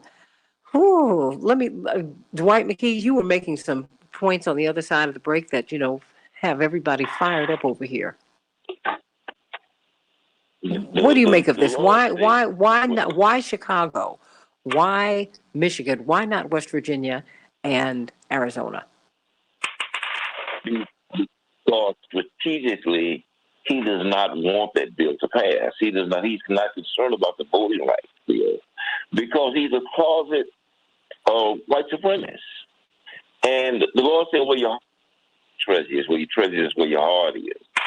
If he really believed in the voting rights, if he really believed in the bottom of the economy, if he really was a great society guy, then that's what he would be fighting for. He's fighting for it when it comes to passing the budget. But he's not fighting for it. He's saying let's suspend filibustering when it's time to save the country, but when it's time to save the people who put him in this office, then I really don't care. That's not my priority. And so it's strategic. This guy is really not that much different than Trump in terms of his priorities. He's a better actor. He's less transparent. But if you look at his positions and his values, it runs the same way. But the good side of it is that for the Democrats and for the Black Caucus, for the progressives, it's time for them to play hardball. And so they should take the same position on the national budget that Joe Manchin have taken on voting rights and on the rest of the bills that they're trying to get through. It's time now. I told you, we can't play chess in politics because chess presumes that everybody got the same amount of players. We have to play poker. We have to fake it till we make it. And so we have to be prepared to crash the board. If the progressives took the position that we will not vote on this voting on the national budget until we get our way on the rest of these bills and on voting rights, then you will see some adjustments. But they have to be prepared to crash the economy to get what they want. Otherwise, they'll be dismissed. It'll be more benign neglect. Because this is who this guy is. Wow. Well, Dave Daley, what are your thoughts? Boy, that is tough to follow. Not with your numbers. No, that's passionate and deeply held. I think it's right that we need to play more aggressively here, and we need to play a different kind of game than what we are playing. What is on the line right now is nothing less than what the future of majority rule looks like, because we are staring down the barrel of a long period of entrenched Republican minority rule at every level of our politics and government. If we do not move on these voting bills, and if we do not protect the right to vote and restore the full protections of the Voting Rights Act, which the rogue ideologues on this Supreme Court have done such damage to over the course of the last decade, especially, the numbers on this are pretty clear, right? I mean, Biden wins the national popular vote by more than 7 million. Democrats win the national popular vote for the U.S. House by 4.7 million. The 50 Democrats in the U.S. Senate represent 41.7 million more people than the 50 Republicans in the U.S. Senate. But what we can see right now is that that's not where the power lies. The power lies in the Senate with Joe Manchin and Kirsten Sinema, and the fact that the majority of voters are going to have a really hard time ever having a majority of power in the U.S. Senate. And that's because of the structure of the body. By 2035, 70% of us are going to live in 15 states and have 30 U.S. senators. So that sets you up right there for rural, small state, white minority rule. But then when you add on top of that, you've got to have 60 senators to actually get anything done. It's almost impossible as you look at the changing demographics of the country and the changing geographic patterns to imagine when you might actually have 60 Democrats in the U.S. Senate who would be willing to move in one direction, right? Because if you still have Manchin and Sinema there, you then need 62, right? So this is heading in a really complicated direction. We're in the middle right now of redistricting, which we redraw every congressional and state legislative line after the census every 10 years, and Republicans control that process, and you can see what they're doing in Texas and Georgia, what's about to happen in North Carolina and Florida. They are aggressively moving to minimize the power of black voters and Latino voters in these states by packing them into as few districts as possible, bleaching the surrounding districts for themselves. A state like Texas, where 95% of the population growth that leads to 2 additional seats in Congress for Texas is driven by Latino and Asian voters. What you are seeing in these district lines is actually a reduction of political power for Latino voters and black voters, and an increase in political power for white voters in the way that they have drawn these districts. And so you can't outvote this. It's designed not to be beaten in that way, right? You can't out-register it. You can't out-voter turnout it. You've got to use the power that you have to change the laws, and they have the power to do that right now. Chaparral, what's on your mind? Santita, thank you so much for taking my call. I hope I don't regret this. Just kidding. I agree with the wife 1,000%. I think that Biden is exactly who we thought he was. And to pretend that we don't see what he's doing is crazy on our part. We see that he has no intentions of supporting any bill that benefits black and brown people. We did not see his sense of fervency with the George Floyd Act. We did not see it with the Voting Rights Act. So time and time again, he's telling us what he believes in. And then we see him going to Michigan instead of going to West Virginia and to Arizona, which tells us he doesn't even support the $3.5 trillion deal. And at this point, Democrats need to rise up against the president. I'm sorry. Look, we held our nose. We voted for him. I'm looking for all the teams that made us go out here and vote. Where's Latasha Brown and Black Voters Matter? This is where you need to be pressing him to come through, sis. He needs to be coming through on the promises that he made you tell the black people. So where you at, Latasha? I need to know where you at. I need to know where Stacey Abrams is. Where is she at? All these people who was telling us, hold your nose, vote for Biden, he gonna come through. Since he ain't around. Since he over here doing something else. So we have to realize now is the time for us to press, because he was the orchestra of everything, especially the rights against removing things from us. He never believed in anything for black people. He's never done that.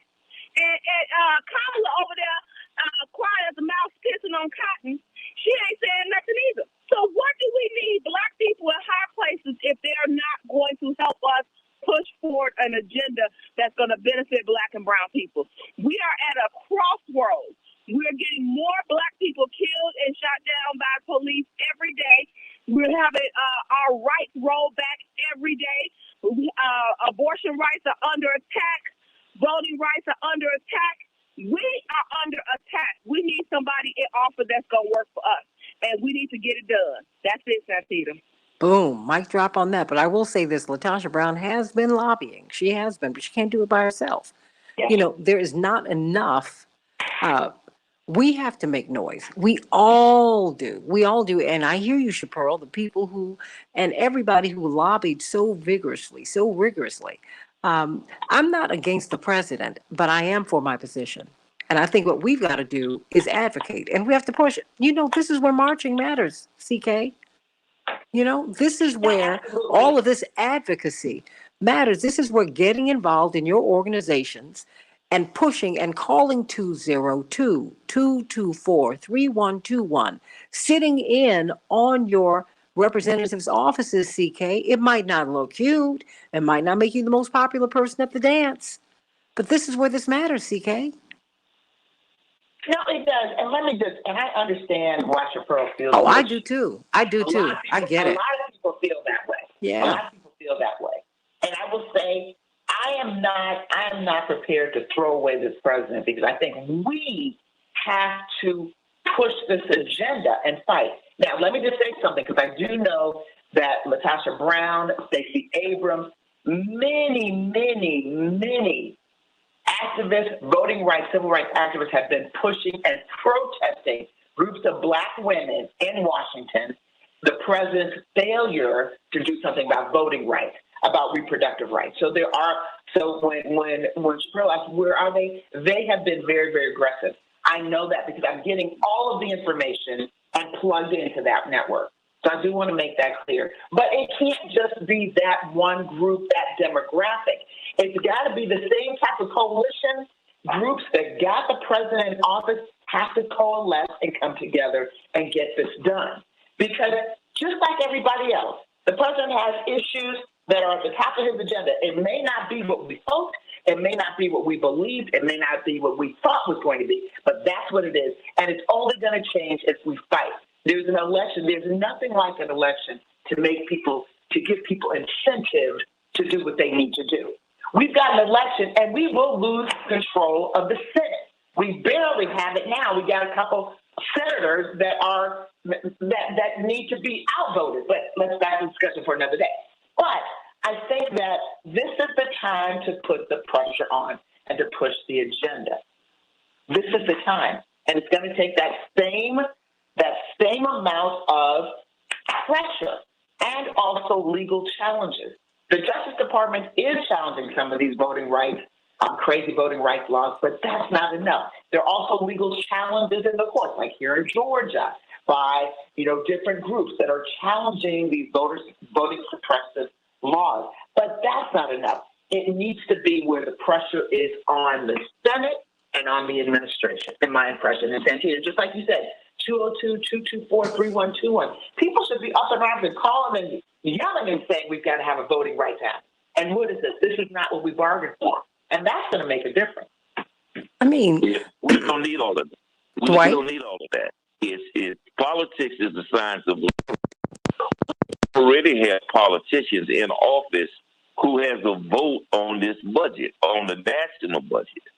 If position that Biden takes, then the president has no option but to concede on the filibuster, because he voted to pass the national budget, which is why he's willing to his position on the filibuster issue, because he needs them for a vote. The players are very willing to put everything on the line for their convictions. I was raised in a culture that said, I heard somebody say one day, Santita, cut us in or cut it out. Cut us in or cut it out. It ain't no in between. Everybody got to pay a price if we can't be involved. And right now, we take the hit and give them grace. And we're willing to allow to fight for their position, and we can see it comes a chance for us to fight for ours. Okay, you keep going out, Dwight. Okay. Dwight, you're cutting in and out. We don't need to call. We're already in the seat. We just need to exercise the power. Robert Patillo, what say you? You know, part of what is so discouraging for young voters in particular is we tell them during election season, you know, this is the most important election of our lifetime. The vote is on the line. Your ancestors marched and died, and we're beating for you to be to have the opportunity to vote. If you vote, things will change. If you don't vote, you don't have a voice. We say that every election cycle. And then when they do that, like we saw in 2020, when they turn out in record numbers, when they have their voices heard, when we tell them the importance of nonviolence and direct action, and that we can make changes legislatively, and then they get into office, they say, well, okay, well, we gave you the White House, just like you said. We gave you the House of Representatives, just like you said. We went down to Georgia, raised all hell, and gave the Senate, just like you said. All right. Now, where's that George Floyd Justice and Policing Act we were talking about? So, oh, my bad. Yeah, when I said they all vote, we meant if you get a 60-vote filibuster-proof majority in the United States Senate and also have a safe margin in the House of Representatives so that during midterm elections, nobody has to worry about losing the House, then we can get those things done. Right now, all we can do is a budget issue, and we may or may not actually be able to do that because we have two holdouts in the Senate. So therefore, we need you people in the House, y'all progressives that you got us elected. We need you to bend because Joe Manchin doesn't feel like it. Now, how is that for a campaign slogan for 2022 for Democrats to hold on to the House of Representatives or to hold on to that 50-vote plus one majority in the United States Senate? Where's the mandate that you're going to run on if you're going to be challenging Marjorie Taylor Greene or Matt Gaetz or some of these extreme MAGA conservatives nationwide? Where's that mandate where you can say this is what Democrats have done with their power while they have the opportunity to govern? And so this is why I think I agree with everyone else that we have not seen the exigency from this administration. We haven't seen the kind of the aggression. Now that you're at the 11th hour, suddenly we see the president on Capitol Hill. He should have been there January 22nd, the day after he was inaugurated, pushing these things through. He ran as this almost LBJ-like legislative master who could take, Mitch McConnell into the cloakroom, have a scotch with him, and he'll come out singing a different tune. We have not seen that. We are no longer even talking about bipartisan support, and by bipartisan, we mean one. We're no longer talking about getting even one Republican on board with any piece of the legislative agenda. And note, the legislative agenda that we're trying to pass now is already a watered-down legislative agenda. The $3.5 trillion is a drop from the $6 trillion that was actually needed. The Voting Rights Act and the For the People Act are significantly weaker than what's actually needed to fight against the voter suppression that Republicans are doing statewide, because instead of stopping people from voting, what they're doing is just changing who's allowed to count the votes. And that's not addressed in the George Floyd or in the For the People Act. Even the George Floyd Justice and Policing Act, if you read the text of the bill, it does a lot of things on the federal level, but has very few mechanisms to enforce local actions other than the distribution of federal funds to police departments. So that's a statistically weaker bill than what's actually needed to fight the type of vote or police brutality that people were marching and rioting and protesting for last summer. So even these watered down bills can't even get across the line. And that's with Democratic control. And what you're going to end up with is not a lot of people switching over and saying, well, I'll vote for Trump and the MAGAs next time. What they'll do is say, I'll just stay home. Because it seems like neither one of you can get anything done either way. So I'll just work on things here on the local level. And that is the worst thing that can happen to Democrats both now and into the future, because the Democratic Party is built on that backbone of African Americans, Latinos, young people, progressives, and all those groups are being portrayed currently. David Daly, I got a couple minutes left, and everybody stay with me on YouTube on the Santita Jackson Show channel. On the Santita Jackson Show channel. We're still on Facebook on the Santita Jackson and Friends page, but I need you all to go on over to YouTube. I'm going to talk a few minutes after we get off the air. David, if they would take your numbers, you represent 41.7 million more people than the Republicans do in the U.S. Senate. more than 4 million more people in the U.S. House of Representatives. The Democrats have everything, David. I agree with everything. Yeah, The I runway agree with is open, David. You're in Michigan and you're coming to Chicago? What? Huh? No, I mean, those are clearly the wrong places to be. He needs to be in West Virginia. He needs to be in Arizona. Those are where the two key votes are. But we saw what happened when the vice president even went on TV, right? In West Virginia back in January. Joe Manchin got his nose all bent out of shape. So he thinks he's. And you know what she should have done, David? Thinks he's the king of the United States. David, she should have gone to churches. She should have then said, "Okay, I hear you." Should have called them. Yep. But I am the vice president, and then she should have hit the ground running throughout West Virginia. That's what she should have done. You got Appalachia there. You got all these poor people there, poor working people. She should have gone right to them instead of saying, "Oh, you know what? My bad. My what?" Oh, I'm so sorry. I'm sorry I went on the 6 o'clock news in Charleston, right? Yeah, no. This is an existential moment. This is one of these moments in which the Democratic Party has power, and if they do not use it, then their impotence is a policy choice.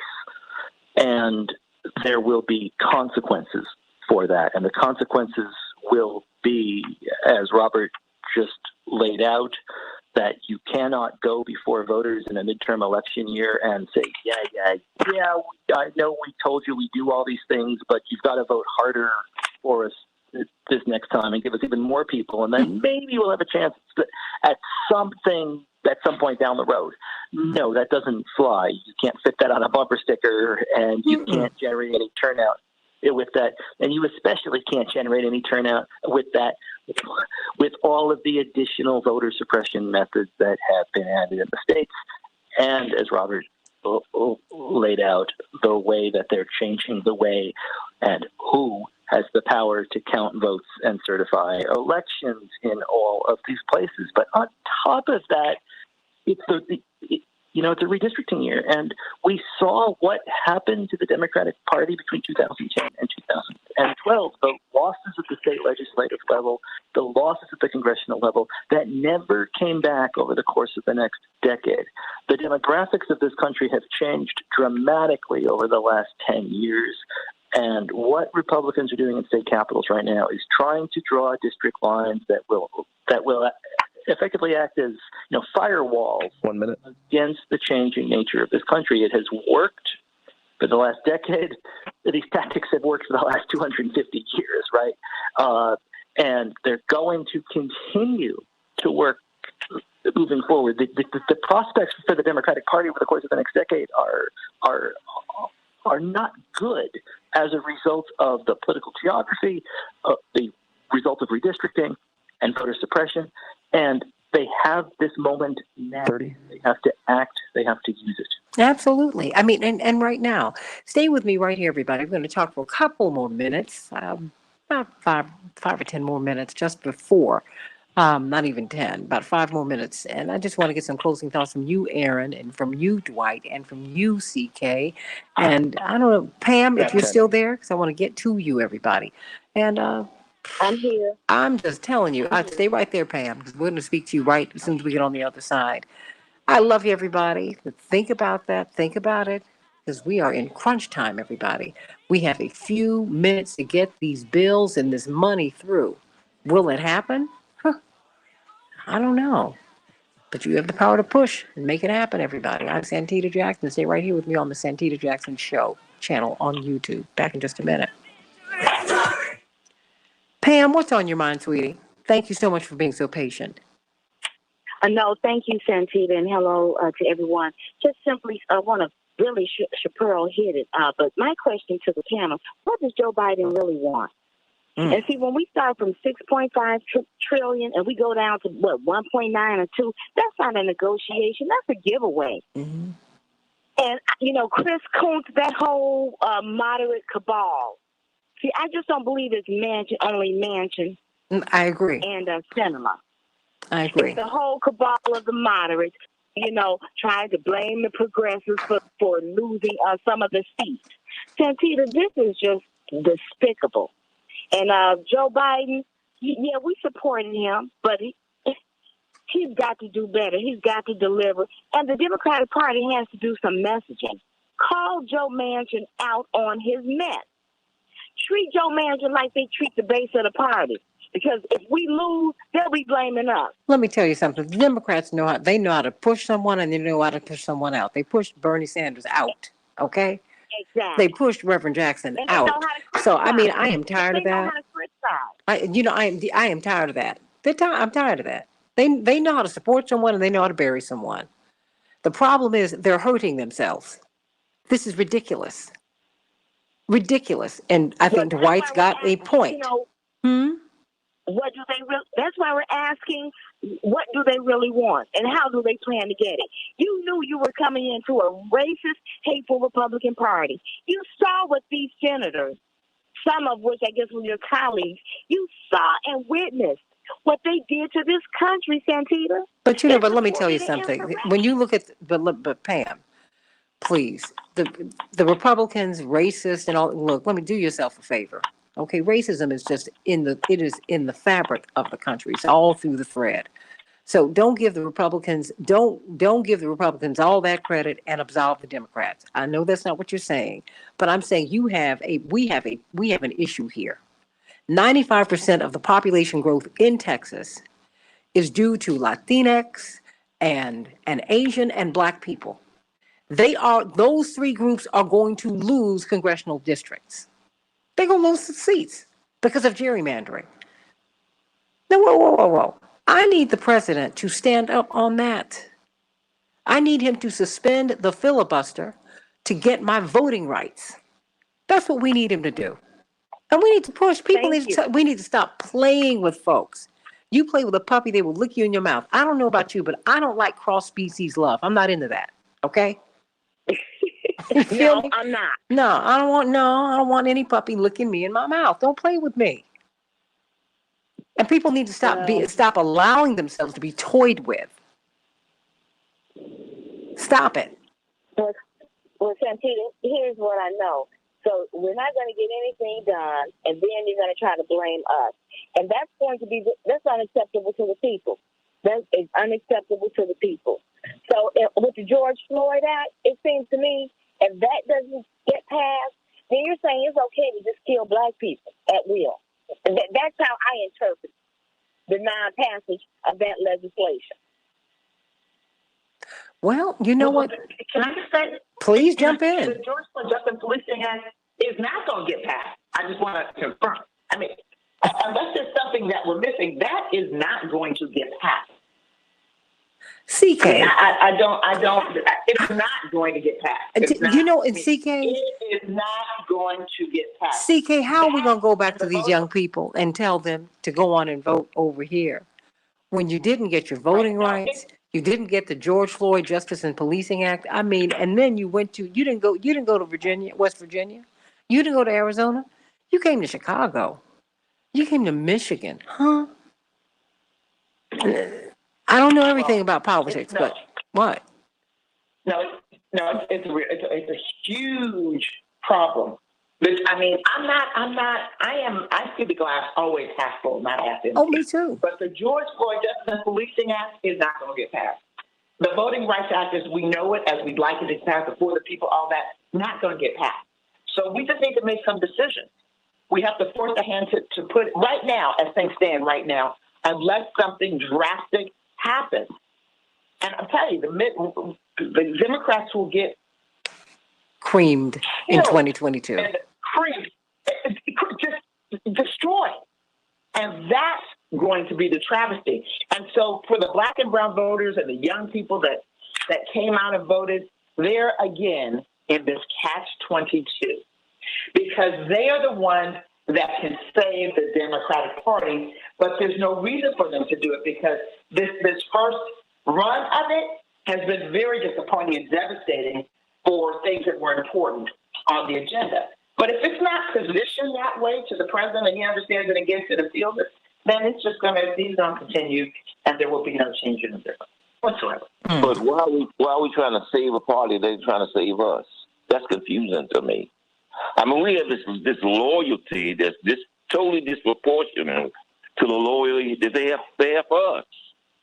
We're in this game. What is the alternative? We have to play it that way. What's the alternative?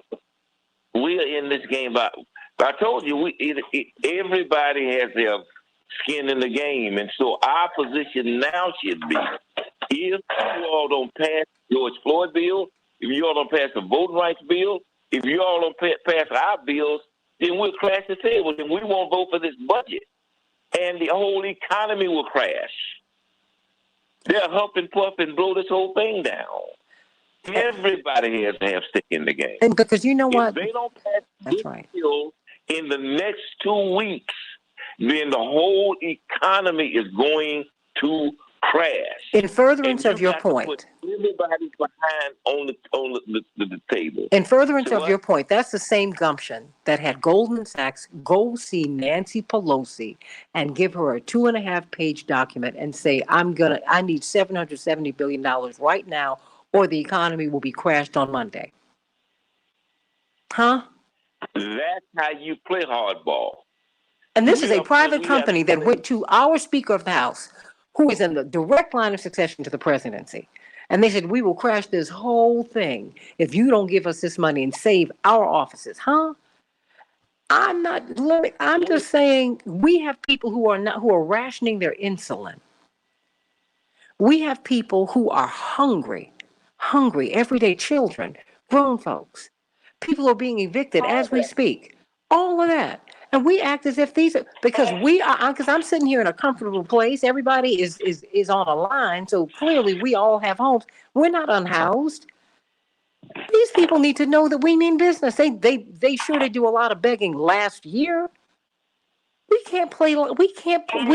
is why we can't wait. Dr. King said this more than 50 years ago. We can't wait. Well, Santita, I think that's important because some people didn't know. Hold on, CK, then you, because I'm gonna have to release the studio. Well, CK. okay, thank you. I was just saying with the Goldman Sachs and what did Speaker Pelosi do? So we did bail them out. That's just where we are. Yeah. And we got to stop this because in the meantime we're starving. It's like that's not the way this is supposed to work. But it continues to work this way because we tolerate it. No. Pam, you gone? I'm here. I was just on mute, just listening. But I want to say, let's share the pain. It's time to share the pain. Let's just make everybody going to have to feel this pain because it's coming. It's here. Yeah, it's here. It's You're here. right. It's here. It's here. It's here. It's here. It's already here. We have this sacrificial notion that we want to save them. Oh, we don't want white people to suffer. Oh, we don't want to crash the economy. Oh, we got to be good Democrats. But when it's time for them, but when it's time for us, nobody takes that position for us. And we got to love ourselves enough to say, cut us in or cut it out. We'll huff and puff and blow this down. That's the only way you're going to get respect. That's the only way you're going to get results. Well, everyone. I want to ask you all this. Is an economic boycott, is that something not in our toolkit to use? Of course, it's still in the toolkit. But you need to listen to the right leadership in order for that to happen, okay? Because we're listening to elected officials. They're not your leaders. You're supposed to lead them, okay? First time in our history. First time in the American experiment where we have people we elected who they're our leaders. No. Our leaders come from our community. We pay them. They speak for us, and boom. That's how that's got to work. Enough. Well, I'm for whatever. I'm for whatever gets done. Well, no, you look at what historically has gotten it done. Historically, that's what's gotten it done. And let me tell you, Adam Clayton Powell, one of the most powerful congressmen we ever had, his base was Abyssinian Baptist Church. Be clear on that. He could walk away from Congress and do whatever he wanted to do because he had another kind of base. And our leadership traditionally has come from that because we paid them. They're the freest, richest people in our community. Why? because we pay them. It's just, what did Aretha Franklin say when she wanted to bail out Angela Davis? She said, my people have lifted me. They've put me in the position to stand for them, and that is what I'm going to do. Boom. And if someone is not doing that for us, then they don't represent you, and later for them. And I say that not just if you're representing Black people, I'm saying that for anyone born or living on the downside of advantage. If you want to stand with the poor, if you want to stand with the disadvantaged, then I'm going to be with you. I don't care what color it is. And I don't care what color the person who's disadvantaged is. I don't care. How about that? Stop having people play with you. I told you, cross species love I ain't with it. I don't play with puppies, and they do not lick me in my mouth. Okay? Yeah. You can go on and laugh about that and say that to other people. And licking in the mouth. So Santita, I'm going to have to run. But that's a good note to run on. Don't play with puppies because they don't.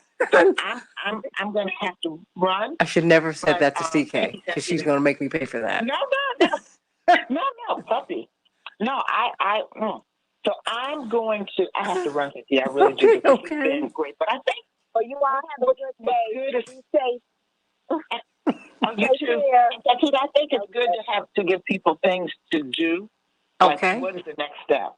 And so I think and I think you did outline for them, who they should call their senators and things like that. But I think people are so feeling disenfranchised and Robert used the word betrayed right now that they don't even feel like calling because they feel like they did all that and marched and protested. But you know what?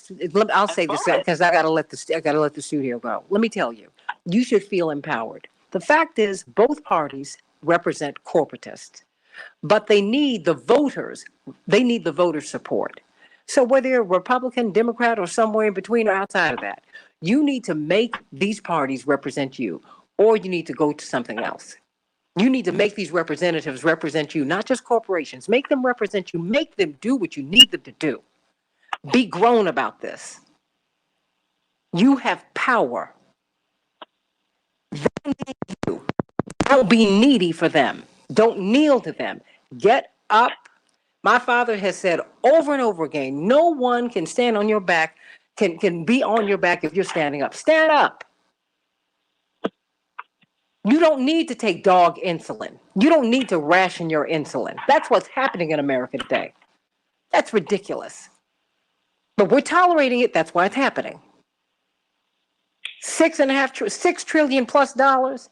Down below that, the American Society of Civil Engineers said that we need more than $20 trillion to get our infrastructure right. We have a 19th century infrastructure in the 21st century. Now, if that's tolerable to you, if you want to drive across the bridge and let it fall, okay. That's what we saw with the Williamsburg Bridge in New York City in 1988. That's ridiculous.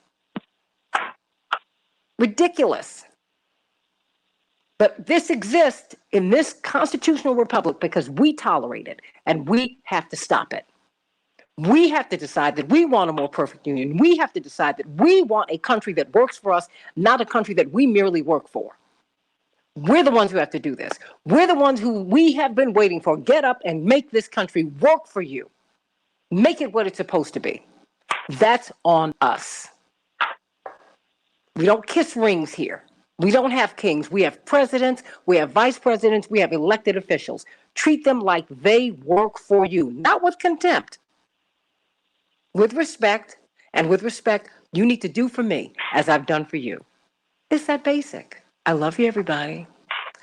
Got to let the studio go. Thank you, Paul. Everybody, it's been great. That's right. And all these politicians, Daryl, are not multimillionaires. They're not. And if you are a millionaire, there are some millionaires with some compassion and who make some good sense. And there's some poor people who will throw other poor people under the bus. Judge people on their character, not on what they have, on how they care for people. That's how you judge people. I'm not going to begrudge people money and material possessions, none of that. Just don't be caught up in that. Just work for people. Stand for something. Ain't nobody trying to be poor. That. But I'm not willing to sell people out so that I can be comfortable. That's not right. It's not right. I love you, everybody. So we'll see you tomorrow on the Santita Jackson Show. Thank you, everybody.